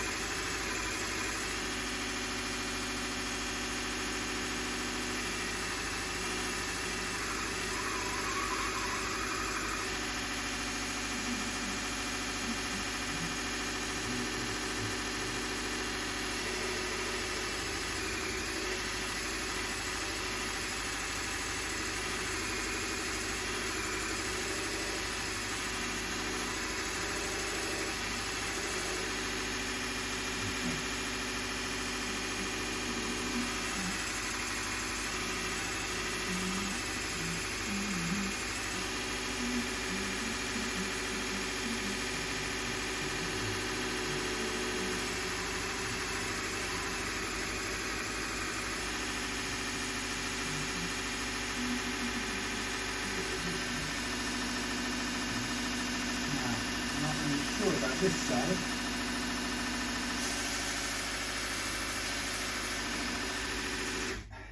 This bit is harder to do on a machine, so I'm going to do it by hand. Somehow this is easier by hand. So what we're going to do is we're going to end up where we were before, only higher. We're going to then find that our height of our strings is going to be too great. We're going to have to take that down, and we'll go for, we can't really use this. Can we use this as a guide? Well, yes we can. We'll use this as a guide to take it down using the sandpaper to begin with, and then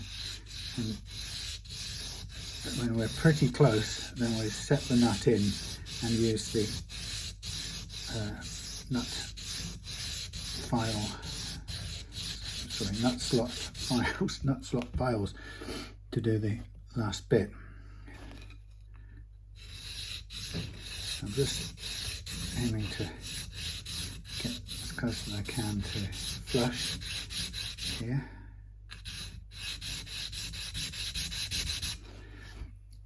And then switching across to this side, and then probably just hanging on to this again manually and just sanding it down and then checking, see where we've got to. Pretty close. Just keep going. Anyway, so usually what happens is by the time I get embroiled in a nut of this complexity, I end up running out of things to talk about because I'm more focused on getting this corrected than anything else. But we'll get there. And that's the problem with one-way conversations. I've been watching a fantastic old archive program called the Computer Chronicles, an American program from the, I guess the early 80s was the, sorry, mid 83, 84 was probably the earliest editions, but it's just a fantastically done 80s piece of TV. Oh shit! Thankfully that stayed intact. Yeah, with a really great host, Stuart Schiefert or something. Anyway,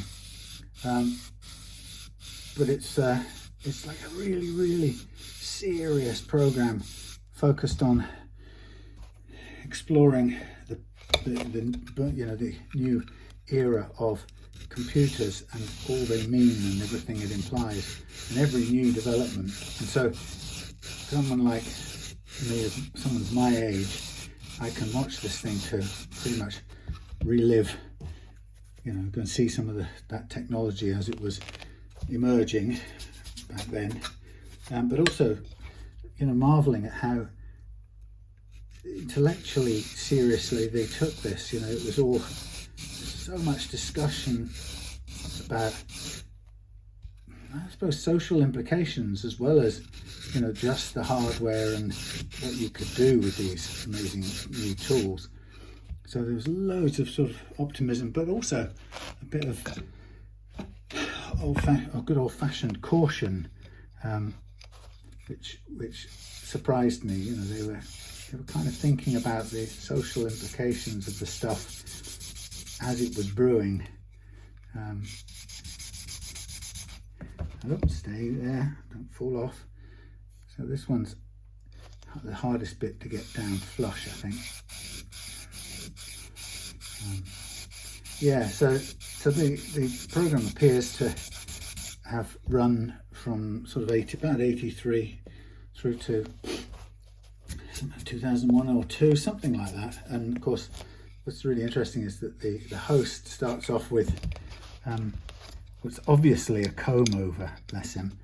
From the earliest days, he's clearly not got the hair kind of connecting up everywhere, but he's caught in that sort of hairy 80s era where everybody appears to have a mustache, and so he's got, he's fully kind of combed over, and it looks like at some point he's got quite a bit of that spray-on stuff that people used to use to try and make their hair look like it was really there when it wasn't. And I remember going on a job in my corporate days in London, going into an office, a client's office, and coming across one of our clients sitting at his desk, and it was so obvious that he'd sprayed on this fabulous high-tech thing that's supposed to thicken your hair, but all it did was like paint onto your head a darker patch. so you kind of felt like you had more hair. Quite something. Anyway, it didn't really work for him. But anyway, the host across the years kind of goes through this sort of changing relationship with his hair, but I have to say he's so impressed with how good see, look, the ends come off, the little caps come off. My little touched up cap, you bastards, would come on with that hard work.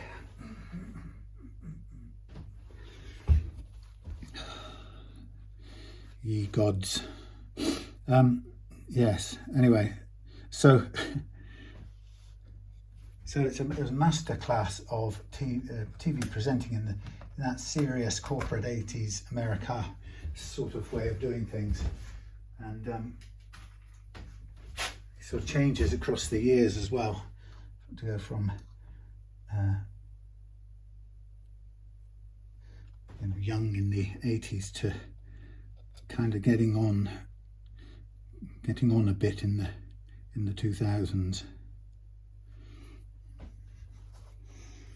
I'm going to try and make this darn thing stay where I want it. Get off me. I'm going to spray a bit more of this goo at it wherever it's gone.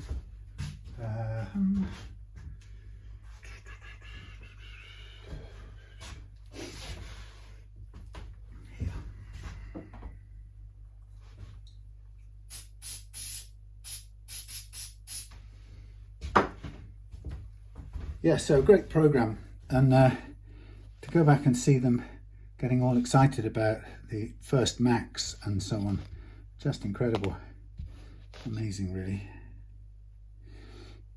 I mean, of course I was there too at the time. So I think the reason why this is, this broke off that little piece here is because I'm scraping sideways and it's sort of tied up sideways. So it's bound to happen.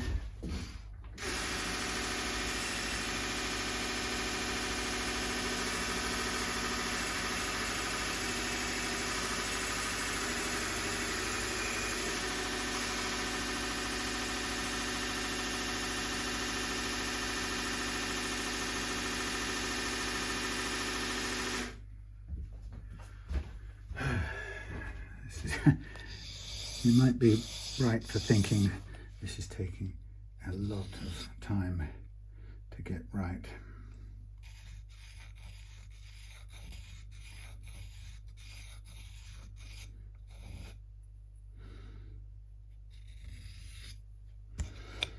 Right.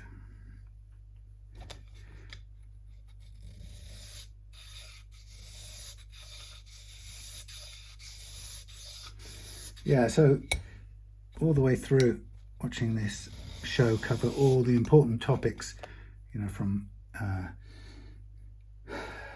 user interfaces through to everything you need to cover, icons, interfaces, hard drives, the CD-ROM, the brand new freshly arrived CD-ROM, and what everybody thought it was going to lead to and what its potential was. Quite amazing. Right, so let's do a quick measurement now. Sorry, this is taking so darn long. Let's take that away. Let's go get a nut here, measurement here, get rid of this. We'll get there eventually. It's Friday night. You still running? Yeah. Okay, so at the bass side we've got 7.7, and at the bass side, the treble side, we've got 7.6, and on here we've currently got 8.7, and on the bass side we've got 8.45, which means we are 7.7, 8 point, so it's 375, 0.75 to remove on that one, and we are 76, 86, 1.1 minus 1.1 on the treble side. Right, so I'm just trying to think of the simplest way to get where we want to be.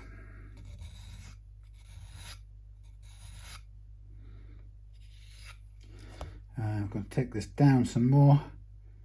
I should be able to just do this straight on the bass plate. So what do we say? 1.1 on the treble side and 0.75 on the bass side. So let's take down some.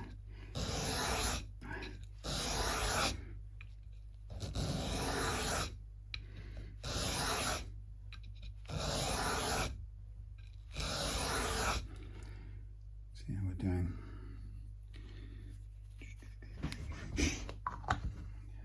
Determined to get there. So quick measure, treble side, 8.6, hardly gone down. I wonder if I should use the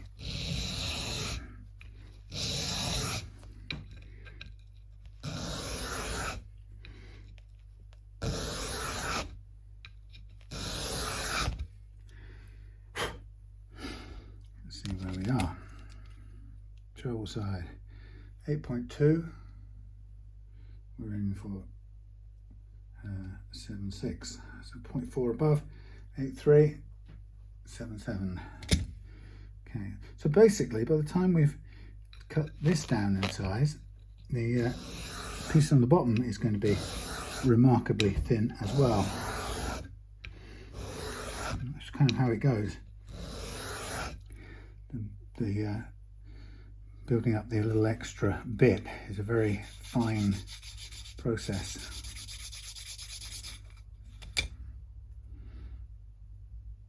Okay, let's have a look on there. We want 7.6, don't we? 8.15, 8.25. Still some more to go.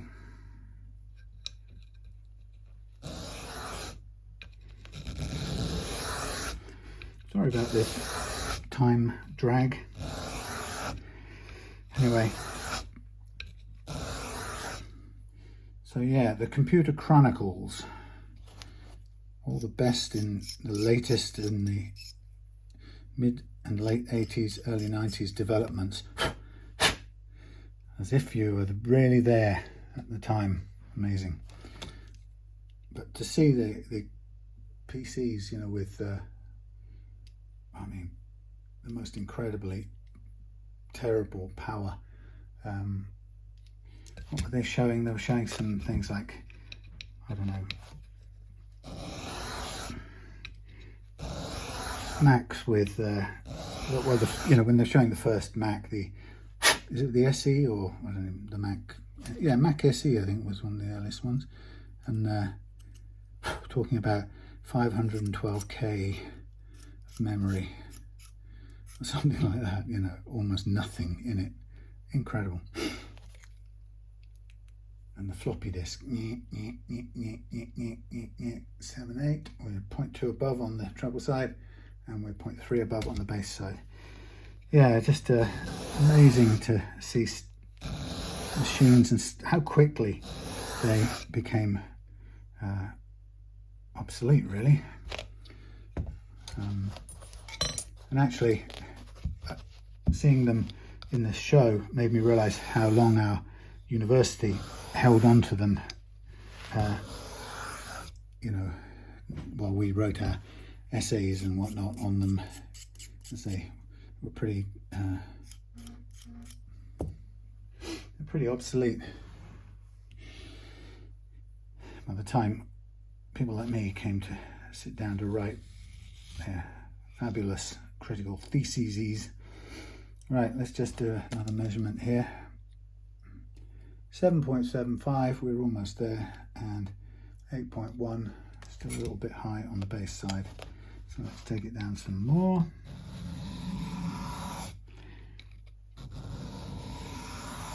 Yeah, and they kind of talked through some of the machines that I had, you know, and one of the ones they were talking about how fantastic the Mac 2, the Mac 2 SI or something, and then, you know, that was an absolutely incredible beast, and you know, they were showing what it could do with Photoshop 4 or something, you know, some really ancient edition of Photoshop.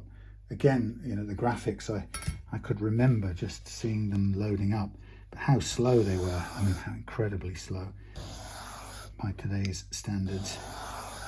And they were, you know, a lot of the really amazing thing was watching them talk about handling video, and this kind of incredible sort of thrill that you could have a bit of video in a little postage stamp sized window. And I remember that because that's all we could have. It was as much as you could enjoy, a little multimedia presentation in a tiny little window. And we were all glad of it. Right, so finally I have got down to close to the level, I think, where we want to be. I'm just going to get this hooked up and see how it all seats. Of course, if I've overcut it again, I'm just going to scream and run home crying. So while I'm loading it, I'm just going to tighten up the G and the D first. Wow, that's low. So I think in taking down the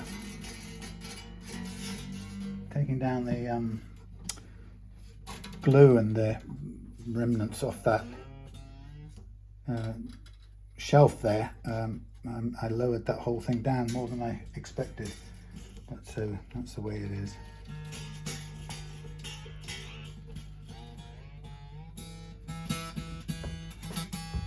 So it could be still in need of either giving up and trying to find another nut, or I mean, probably the easiest way of all would have been to make one from a blank, which I have, and I would probably just cancel all of this nut making malarkey and make a blank. But let's just see what it feels like, how far off we are.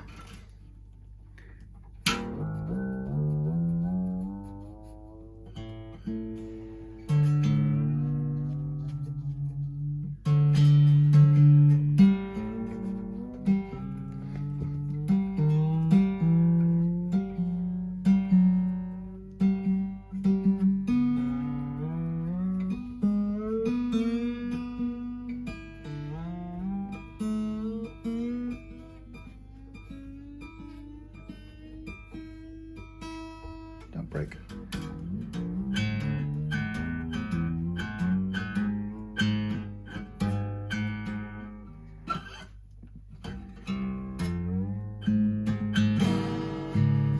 Well, amazingly,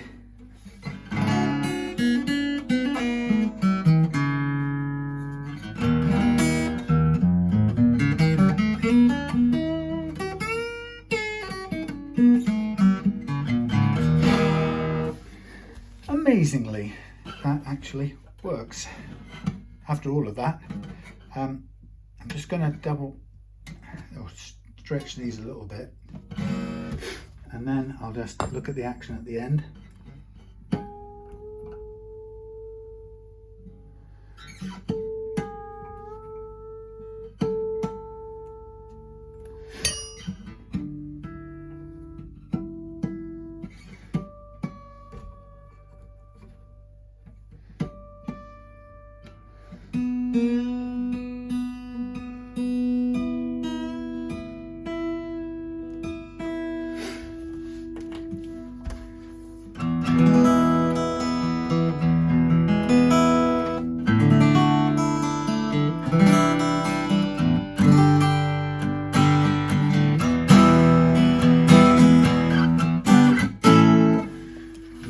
Easier to play by a million miles. Okay, so we're pretty much there after all of that.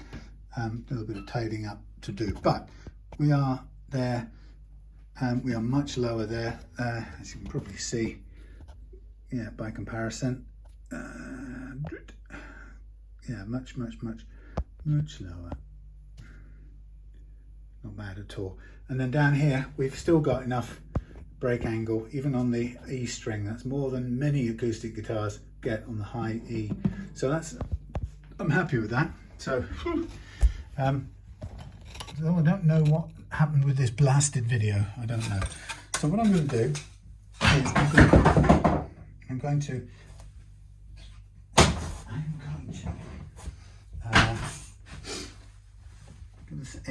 remove these, stick that nut down. I'm going to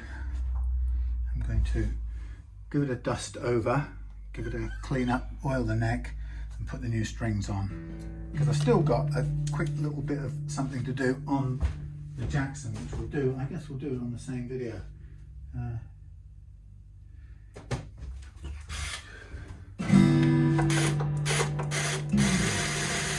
Okay, so that's all my dimensions and settings good.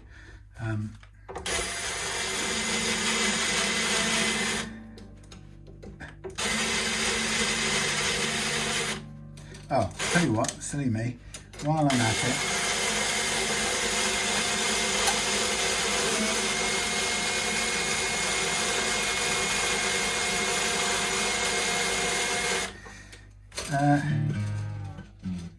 just gonna look at the spacing. That's pretty fine, fine-tuned. let's use these existing strings to stick this nut in. That's the thing I want to do. So it's always good to have the old strings sitting around so I can use them as sort of vices to press downwards. This is all, the action on here is almost perfect. Although as we slacken off and the neck flattens out, it ends up touching on the fret.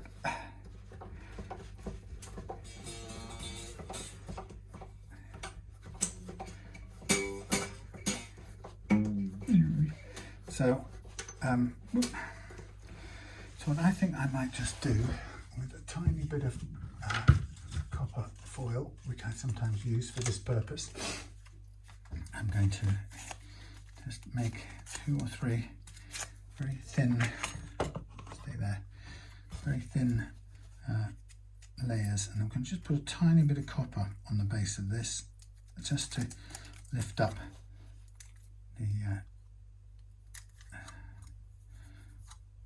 the treble end. Lift it all up a bit, probably the treble end a tiny bit. Copper tape is very good for that because it's so incredibly thin. You can raise things a tiny amount, but it's almost perfect.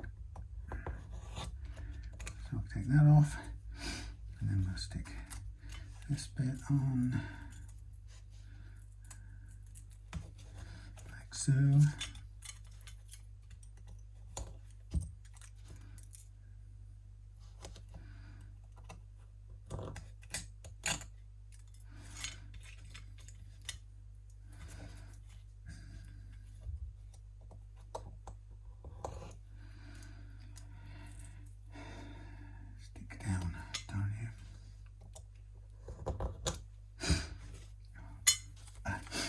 Right, a couple more bits, one all over and then a bit more on the treble end. And it's just like the whiskers lift, a whiskerful of lift.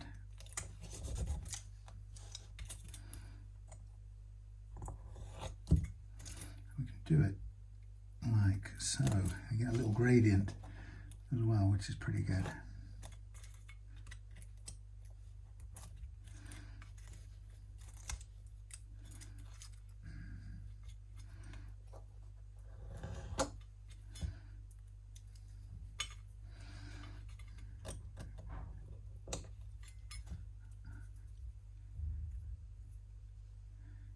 Here, the kiv below.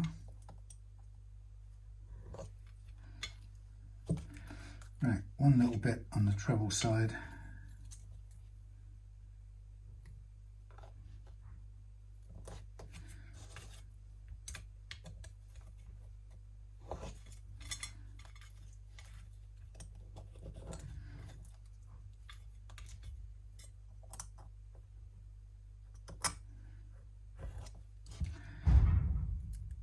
Oh yes.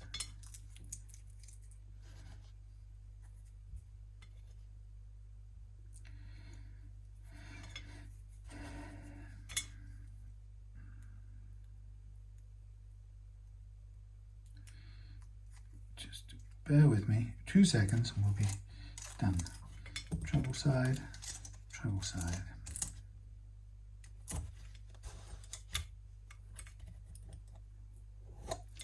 I wonder who that is down there.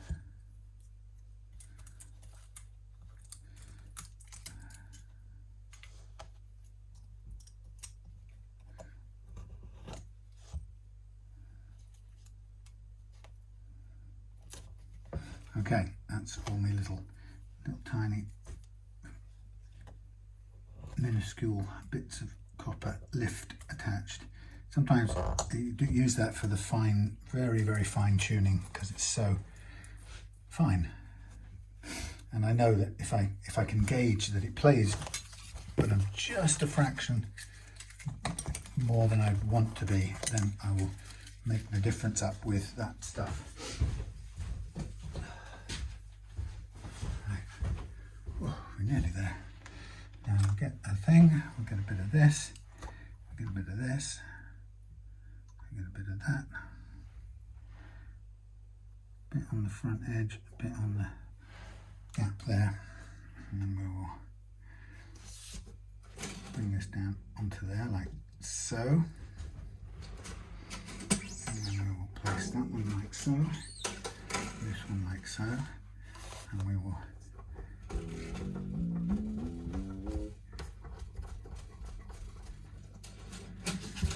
feel the spacing, so make sure it's where I want it to be before I tighten it too much. And then make sure it's pressed in firmly against there, which it is. And then over the top. Okay. And what I'll do is just put this under pressure for a second. And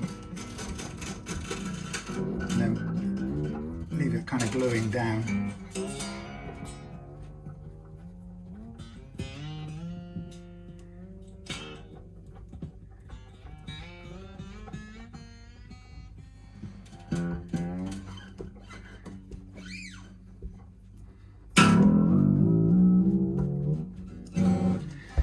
Just get it under strong tension.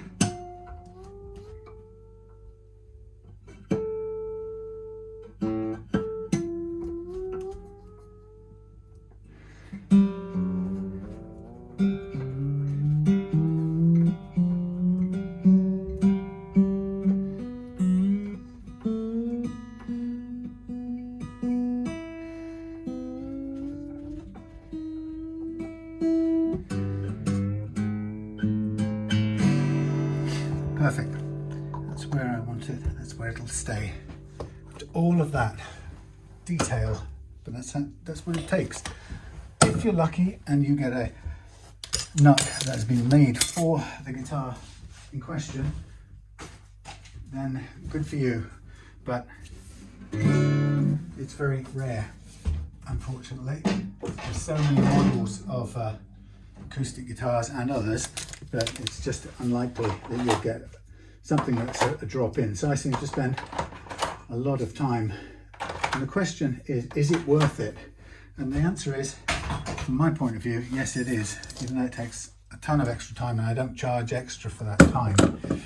It's just the fee is the fee for setting up, which includes fitting a tusk nut. But the it's important. I want the tusk nut to keep the guitar in tune. I want it to be the best possible in tune guitar that you can have, and that's going to require getting the nut right, no matter what it takes in terms of time. Ideally, for me, of course, it wouldn't take that long, but that, as I say, that really depends on whether I can find a good enough nut as a start point, and sometimes they just end up taking a lot more time, as you saw there, and there's nothing, little or nothing I can do about it. So I'm just going to clear off some of this bits and pieces. So that I'm starting afresh. Right, that should be nicely stuck down. Oh, low battery. Well, would you believe it? All the things. Right, this thing is determined to beat me. Stick it in. Ugh. Charge. Oh, come on. Low battery mode. Come on, you can carry on going, please. Right, well, I'm going to start from this end now because I have to, because I'm attached to a power source. It better be charging. That's on. That's coming out there. That should be on. That should be running. That's powered on. Okay. Hey. Amazingly, it's recorded another whole hour after that first mess up. Right. Okay, so I'm now going to remove all the strings.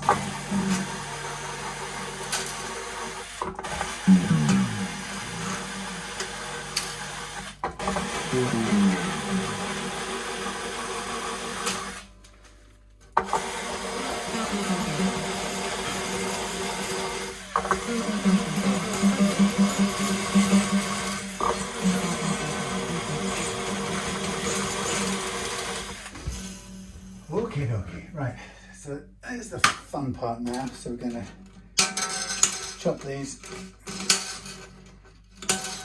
They're going in the bin.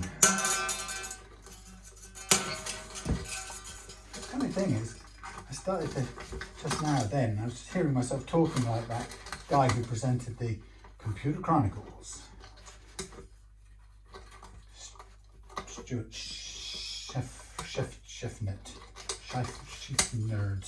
Nerd, something or other, whatever his name was. Anyway, that's been my latest binge watching stuff. The Computer Chronicles. They had a young sort of I guess early Apple staffer called Susan Kane on one of the early shows. She must have been about 19 or 20, and she was just kind of totally California laid back, original Apple employee, 1983, that kind of age era. And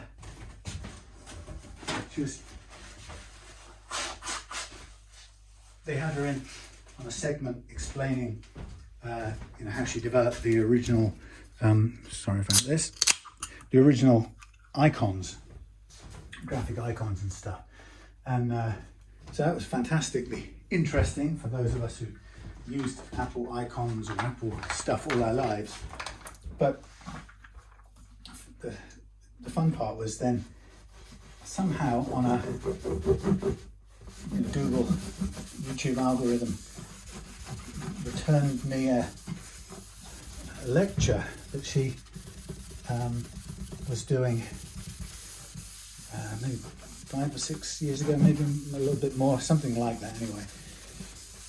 And she was, proper grown-up older lady by this time, and it makes you realise all of those years that passed. But she still had an amazing twinkle in her eye.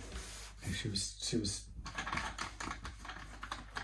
had a great sense of humour, and she was really enjoying telling her stories of what she had done in those early eras, those fantastic early times. And she, for example, she designed the little, it won't mean anything if you're a PC person, but she designed a little bomb, that when the Mac used to say to you, oops, a system error has occurred, and you had to restart your machine. Or I think I had one, I remember getting them, you used to get really meaningless ones that said things like, application unknown has quit because a system error of unspecified has occurred. So it was kind of like unknown, unspecified, no idea, but things aren't good. It used to kind of tell you. Anyway, there's plastic on here that might look better if it came off. Jimmy, I don't know if you're a plastic on or plastic off type of person, so I'll leave that for you to do, but it's on the scratch plate there. One way of making it look brand fresh and spankingly new. Okay, so just taking off the excess of oil. Now what I'm going to do is break out the new D'Addario strings,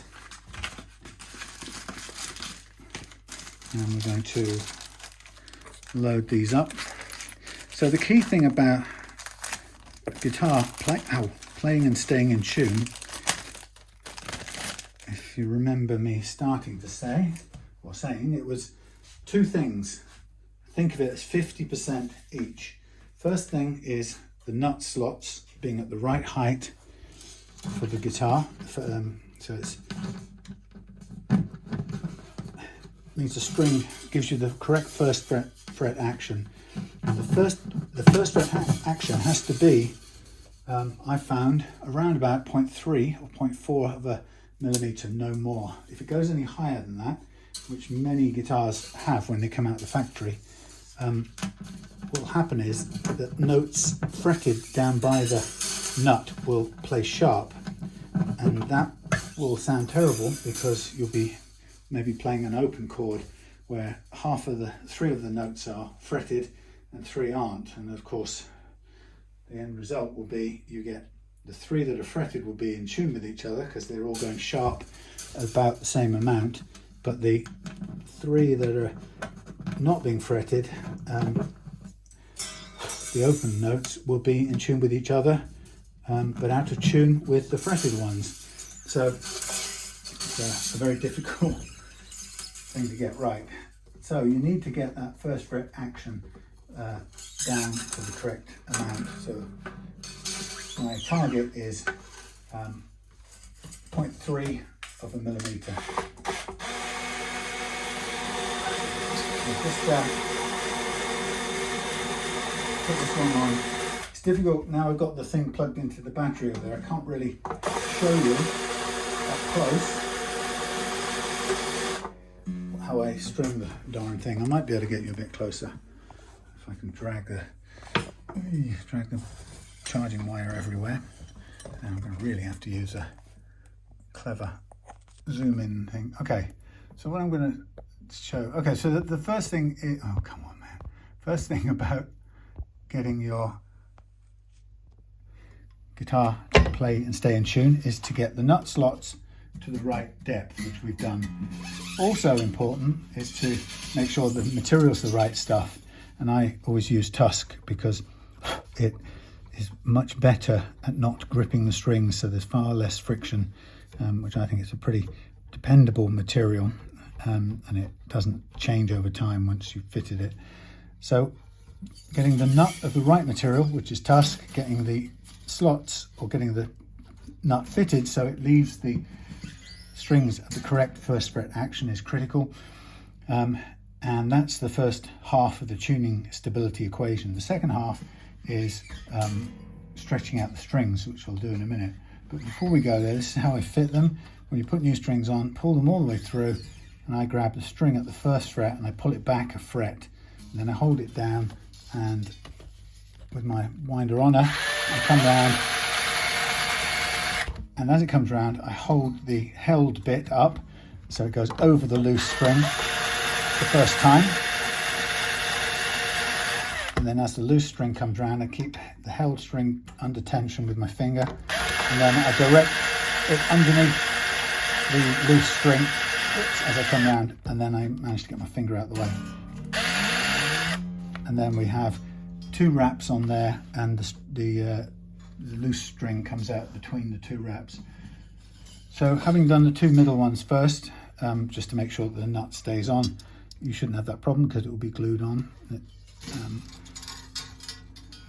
then kind of do it balanced either side. So you have to kind of keep an eye on the pegs at the bottom because they often want to pull up. So back 1, wind on, hold the held taut string up, loose string under, held string down as the loose string comes round. So the second time the held string goes under the loose string, and then over, settling it into its slot. Poing, get back in your place. Right, I'm going to do the high E now because it's annoying me to work on this side, and it's probably hard to see because I'm in the way. Okay, so the same again, all the way through, pull back 1, round on, tighten over the loose string, holding it in place. Loose string comes round, yank it up, tension the held string and send it under the loose string.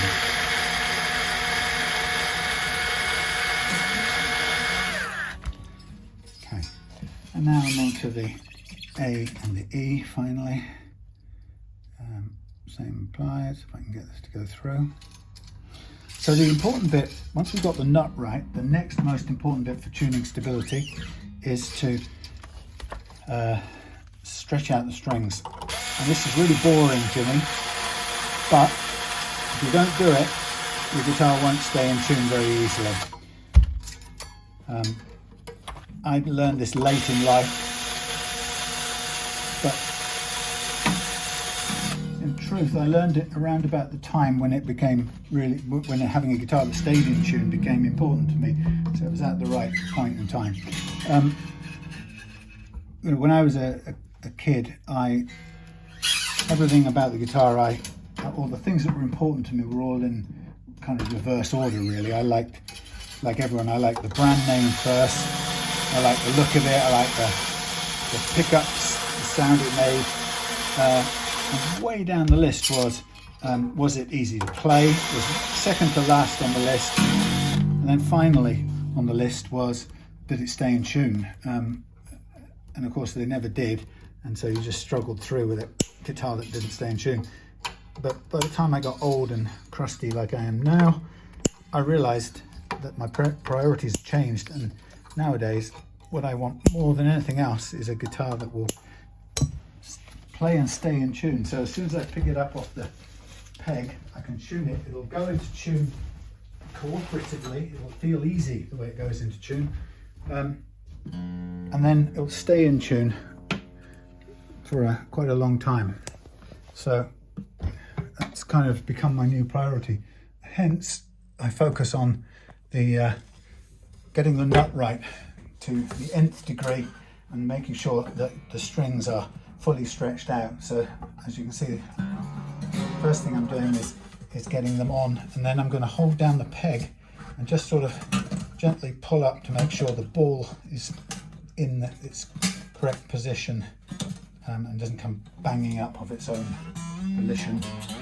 Then I put a bit of pressure on, tune up a bit, and I get my tuning fork and tune up.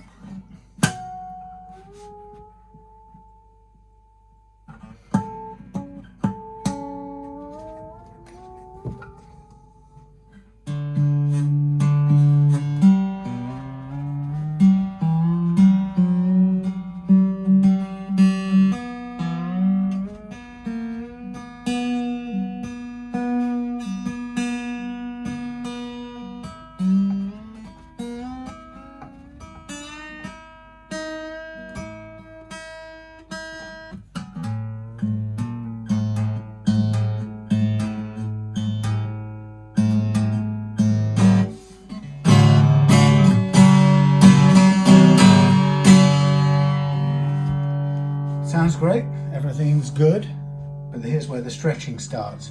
So use your thumb and forefinger to push the string between the thumb and the forefinger. So you're stretching the string, but only at kind of around the thumb. The thumb is the pivot, the thumbs are the pivot. And what you'll find is that as you stretch all of these strings like this, it'll detune the whole guitar, and that's fine. That's what you need to do, and you need to do it until it won't detune anymore. Of course, you have to be careful too. If you have the thinner the gauge of strings you have, the more possible it is for you to accidentally break a high E string. And I don't want to do that because I don't have another set of these gauge strings. So I'm going to try and be gentle when I get to the zone of the high E on this set. And so we're now beautifully out of tune. Tune up again. Teach me to not hold it well. The reason I hold it in my teeth is I can hear it.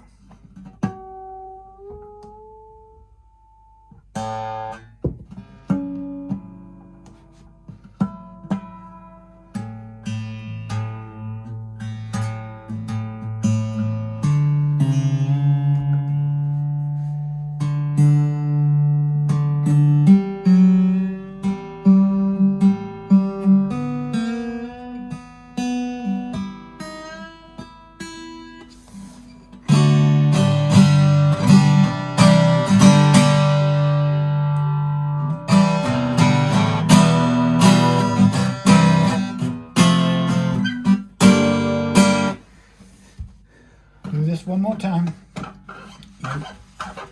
It'll stabilize more or less after this, but again, the longer you give it at this point, the more it's going to stay in tune. From this point onwards, the better it's going to stay in tune. So I've kind of got into a pretty good habit of doing it 2 or 3 times, sometimes more on an electric than on an acoustic. But you know, the more you kind of physically wring out the slack, the less it's going to bother you while you're playing it, and that's the important bit.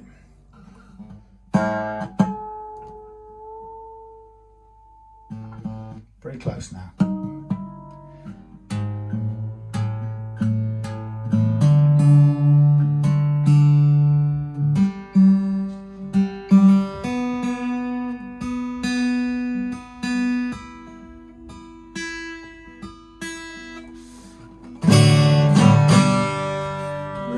Right, that is done, and it's going, while you're charging, it's going to go in the bag. It's going to go home. So, next on the bench is a quicker job, and that's going to be the job by miles. It's going to be the Jackson, and this one we're just going to replace the jack socket with a decent quality new one, because it's loose, and since they don't come with very good quality jacks to begin with, it's worth sticking a decent quality one in instead. So it's a nice looking Jackson. What model is this one? Dinky, isn't that what they call it? Maybe it's a Japanese made one. But we got a thingy all over the place over there. So I'm going to switch on my thingy, the thing that heats up thingy.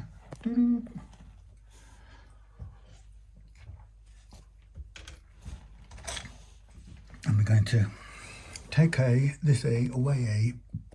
undo this, and pull out the jack and just put a new one in, just for the sake of it.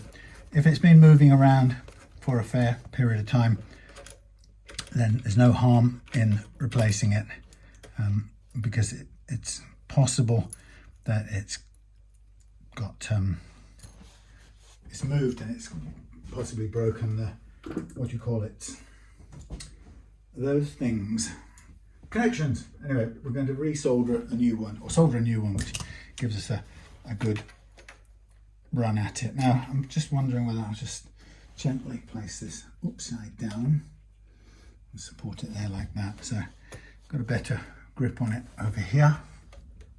It's not a very good view, I'm sorry about that. These are quite long screws. I think it may be that somebody's already put some locking stuff on here, so I'm going to remove that, but it's sort of, yeah, it's a bit short on the wire at this point, so we have to be a little bit cute. Let's get a new trick. These are, I buy these in 20s or 10s. New trick sockets, nice good quality stuff. So we have white is going to the, as you'd expect, going to the tip. I'm just going to take this out and clean up the end. So white to the tip and black to the ground. So we'll take the black out first, followed by the white. Thank you. And put that over there with the nut. So we've got the new thing here, and we either, depending on how it fits, we can either put on another one of these things to pad it out, but I'd have to get one from another sized set. Well, there's a couple of washers here, but they don't really fit either, do they? Will they go down to the bottom? They might. No, I'm trying to fit things that don't naturally fit together. Somewhere in my bits and pieces, I'll have a spare one in there. Right, that's the one we want. Boop, boop, boop. So there's a spare one. I'll go down the bottom there, push these in a bit so they don't stick out too far. Look that on there. Get a bit of low grip thread lock.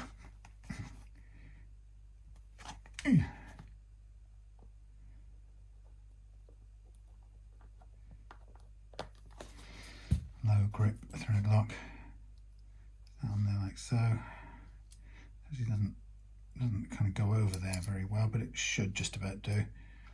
And then that to the outside. And then, so I don't know, this perhaps doesn't really need a washer in there. It looks a bit too much, so I think we'll just go with the 1 and the 1. I don't want it too flush. In other words, not enough grip on it. That's not what I want. So we are going to go in sideways. Should go in any which way. So I'm just going to grip hold of this, tighten this up like so. Put my spare nuts away.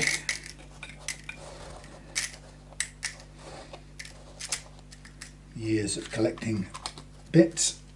Always good to have loads handy. Spares over there.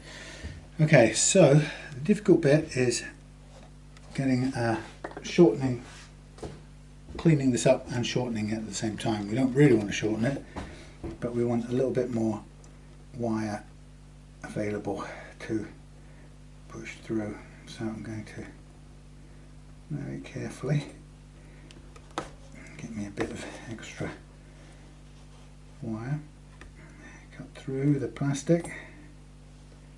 There we are. This always feels very fumblesome when we're working with hardly any reach. So I'm going to get a bit of solder on there first, so that one stays together in one piece. If I could find solder, where's the solder gone? Oh, here it is. Thank you. Tusk. I'm just going to tin that up a bit, so that's sort of safe. I'm going to take a little bit more off here too.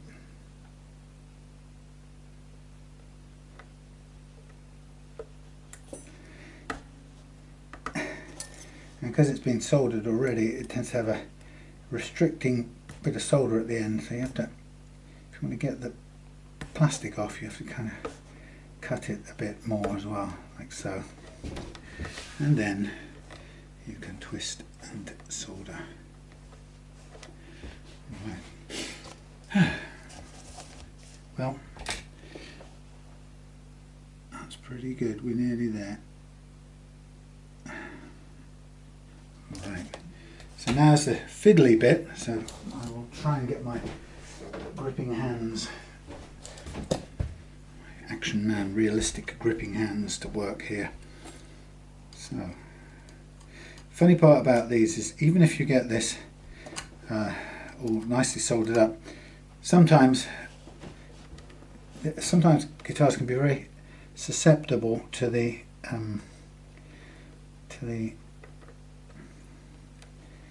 way the jack goes into the hole. So some, believe it or not, some older guitars have the jack socket holes which are just a little bit too, or quite tight, and suit only the cheaper quality slightly smaller jack socket that they came with. And if that's the case, then can be quite difficult when you certain things happen. Either you there's not enough room for the tip to open up when you plug the jack in, which is a pain, or occasionally what happens is you have a situation where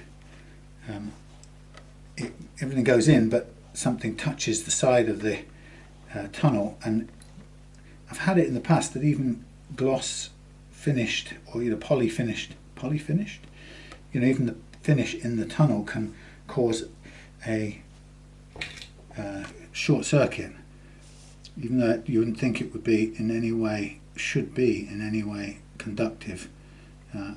It's helped to short out, so don't know why. Okay, so reality check for if you're anything like me and you can easily find yourself mixing up left and right very quickly. We've got black is going to the ground and white is the active tip. Hurrah! Lift it up. Don't know what you can see there. Oh, iPhone storage full. What a useless piece of nonsense. This thing is just, this machine is unworkable. I cleared all the memory off it. I backed up everything that I possibly owned Not now. So I ran out. There you go. Nothing I can do about that.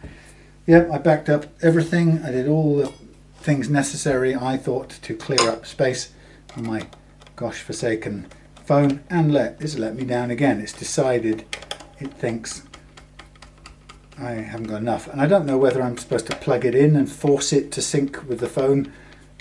It's supposed to do that over the net, but maybe it has a sort of a time scale that it does it, and it's refusing to do it when I think it should be doing it. So I'm just going to have to try and force it to sync. But it's sort of going back into the old days of Apple, whatever that stuff's called, Apple iTunes, rubbish called iTunes. Right, these are just slightly, they're on the verge of being potentially loose. The jack isn't going to come loose, but it's like as if those screws need to either be filled and re-drilled, or I don't know if these might work. Let's just see how. Oh, you're now up there, aren't you? Dear me. So, yeah, I mean, he's a bit longer and they'll give it an extra bite. Yeah, we could probably use these, but after that, really, they need to be. We'd have to fill them and re-drill them, but actually, that isn't that much different either. It's like they've been. Somebody's over.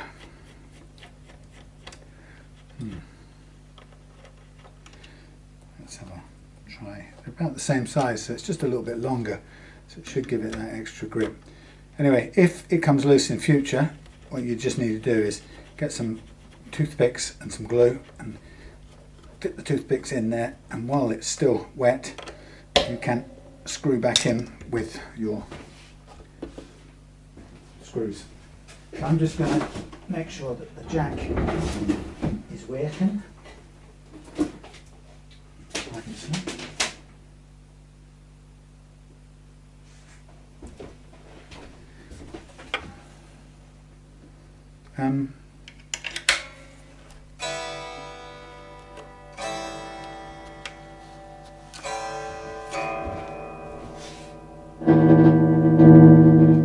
That was so quiet.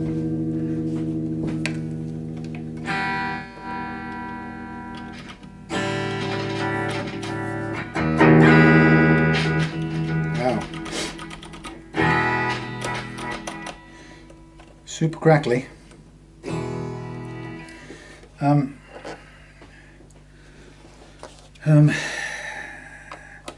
So just a quick thought, I just want to make sure no pots are spinning around on this, because you're there now, sorry, because if they are, that's going to break. You don't really want that to happen. The neck alignment isn't very good either, as it happens. Let's just make sure these aren't moving. No, they are moving. Oof, yep, they are moving. Okay. So I'm going to sort these bits out for you, even though we didn't talk about it, but I don't want to give this back and for these to come undone because they are loose, which they are, and they're turning round. So we have to put them in place and we have to tighten them up. So the first one is this one, which we have to tighten up. We have to do it so that it stays still for future, and this one as well.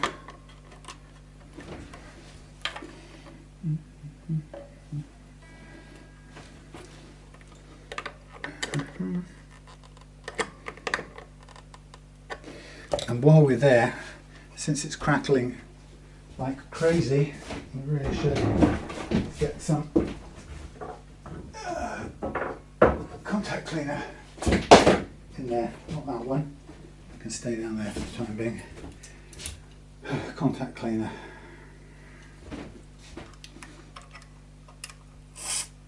Oh, nice. Go on there, you dog. Come on. I'll tell you something. Get in there.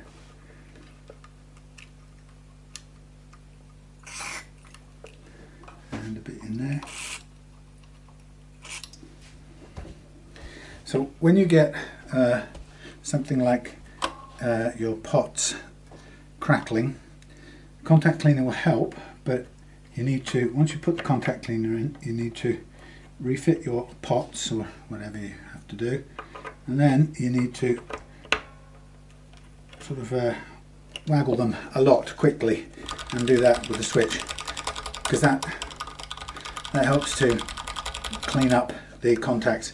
The contacts get grimy over time.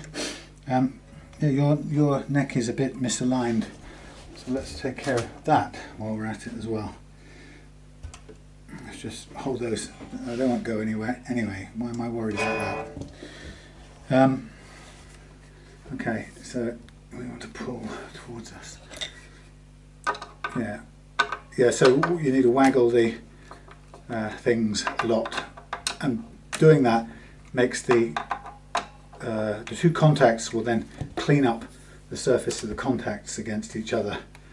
And I'm going to put a little bit of pressure on there as I screw it back up, because that's the new position we need the neck in, which balances the strings better down that neck. It's only for the want of a little bit of pressure like that.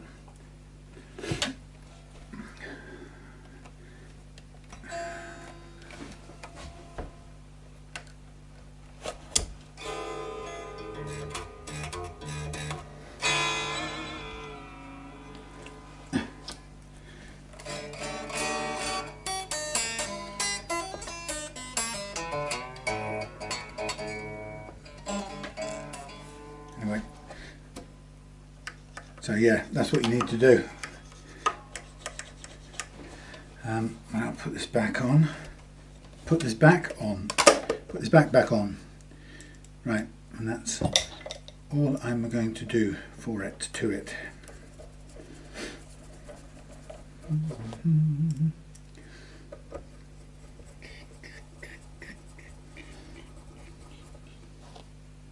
We'll just test it on the amp, make sure that it's doing all right. Sure, it'll be fine.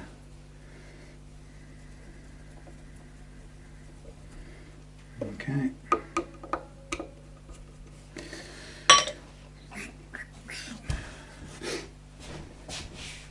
Turn that off. I did.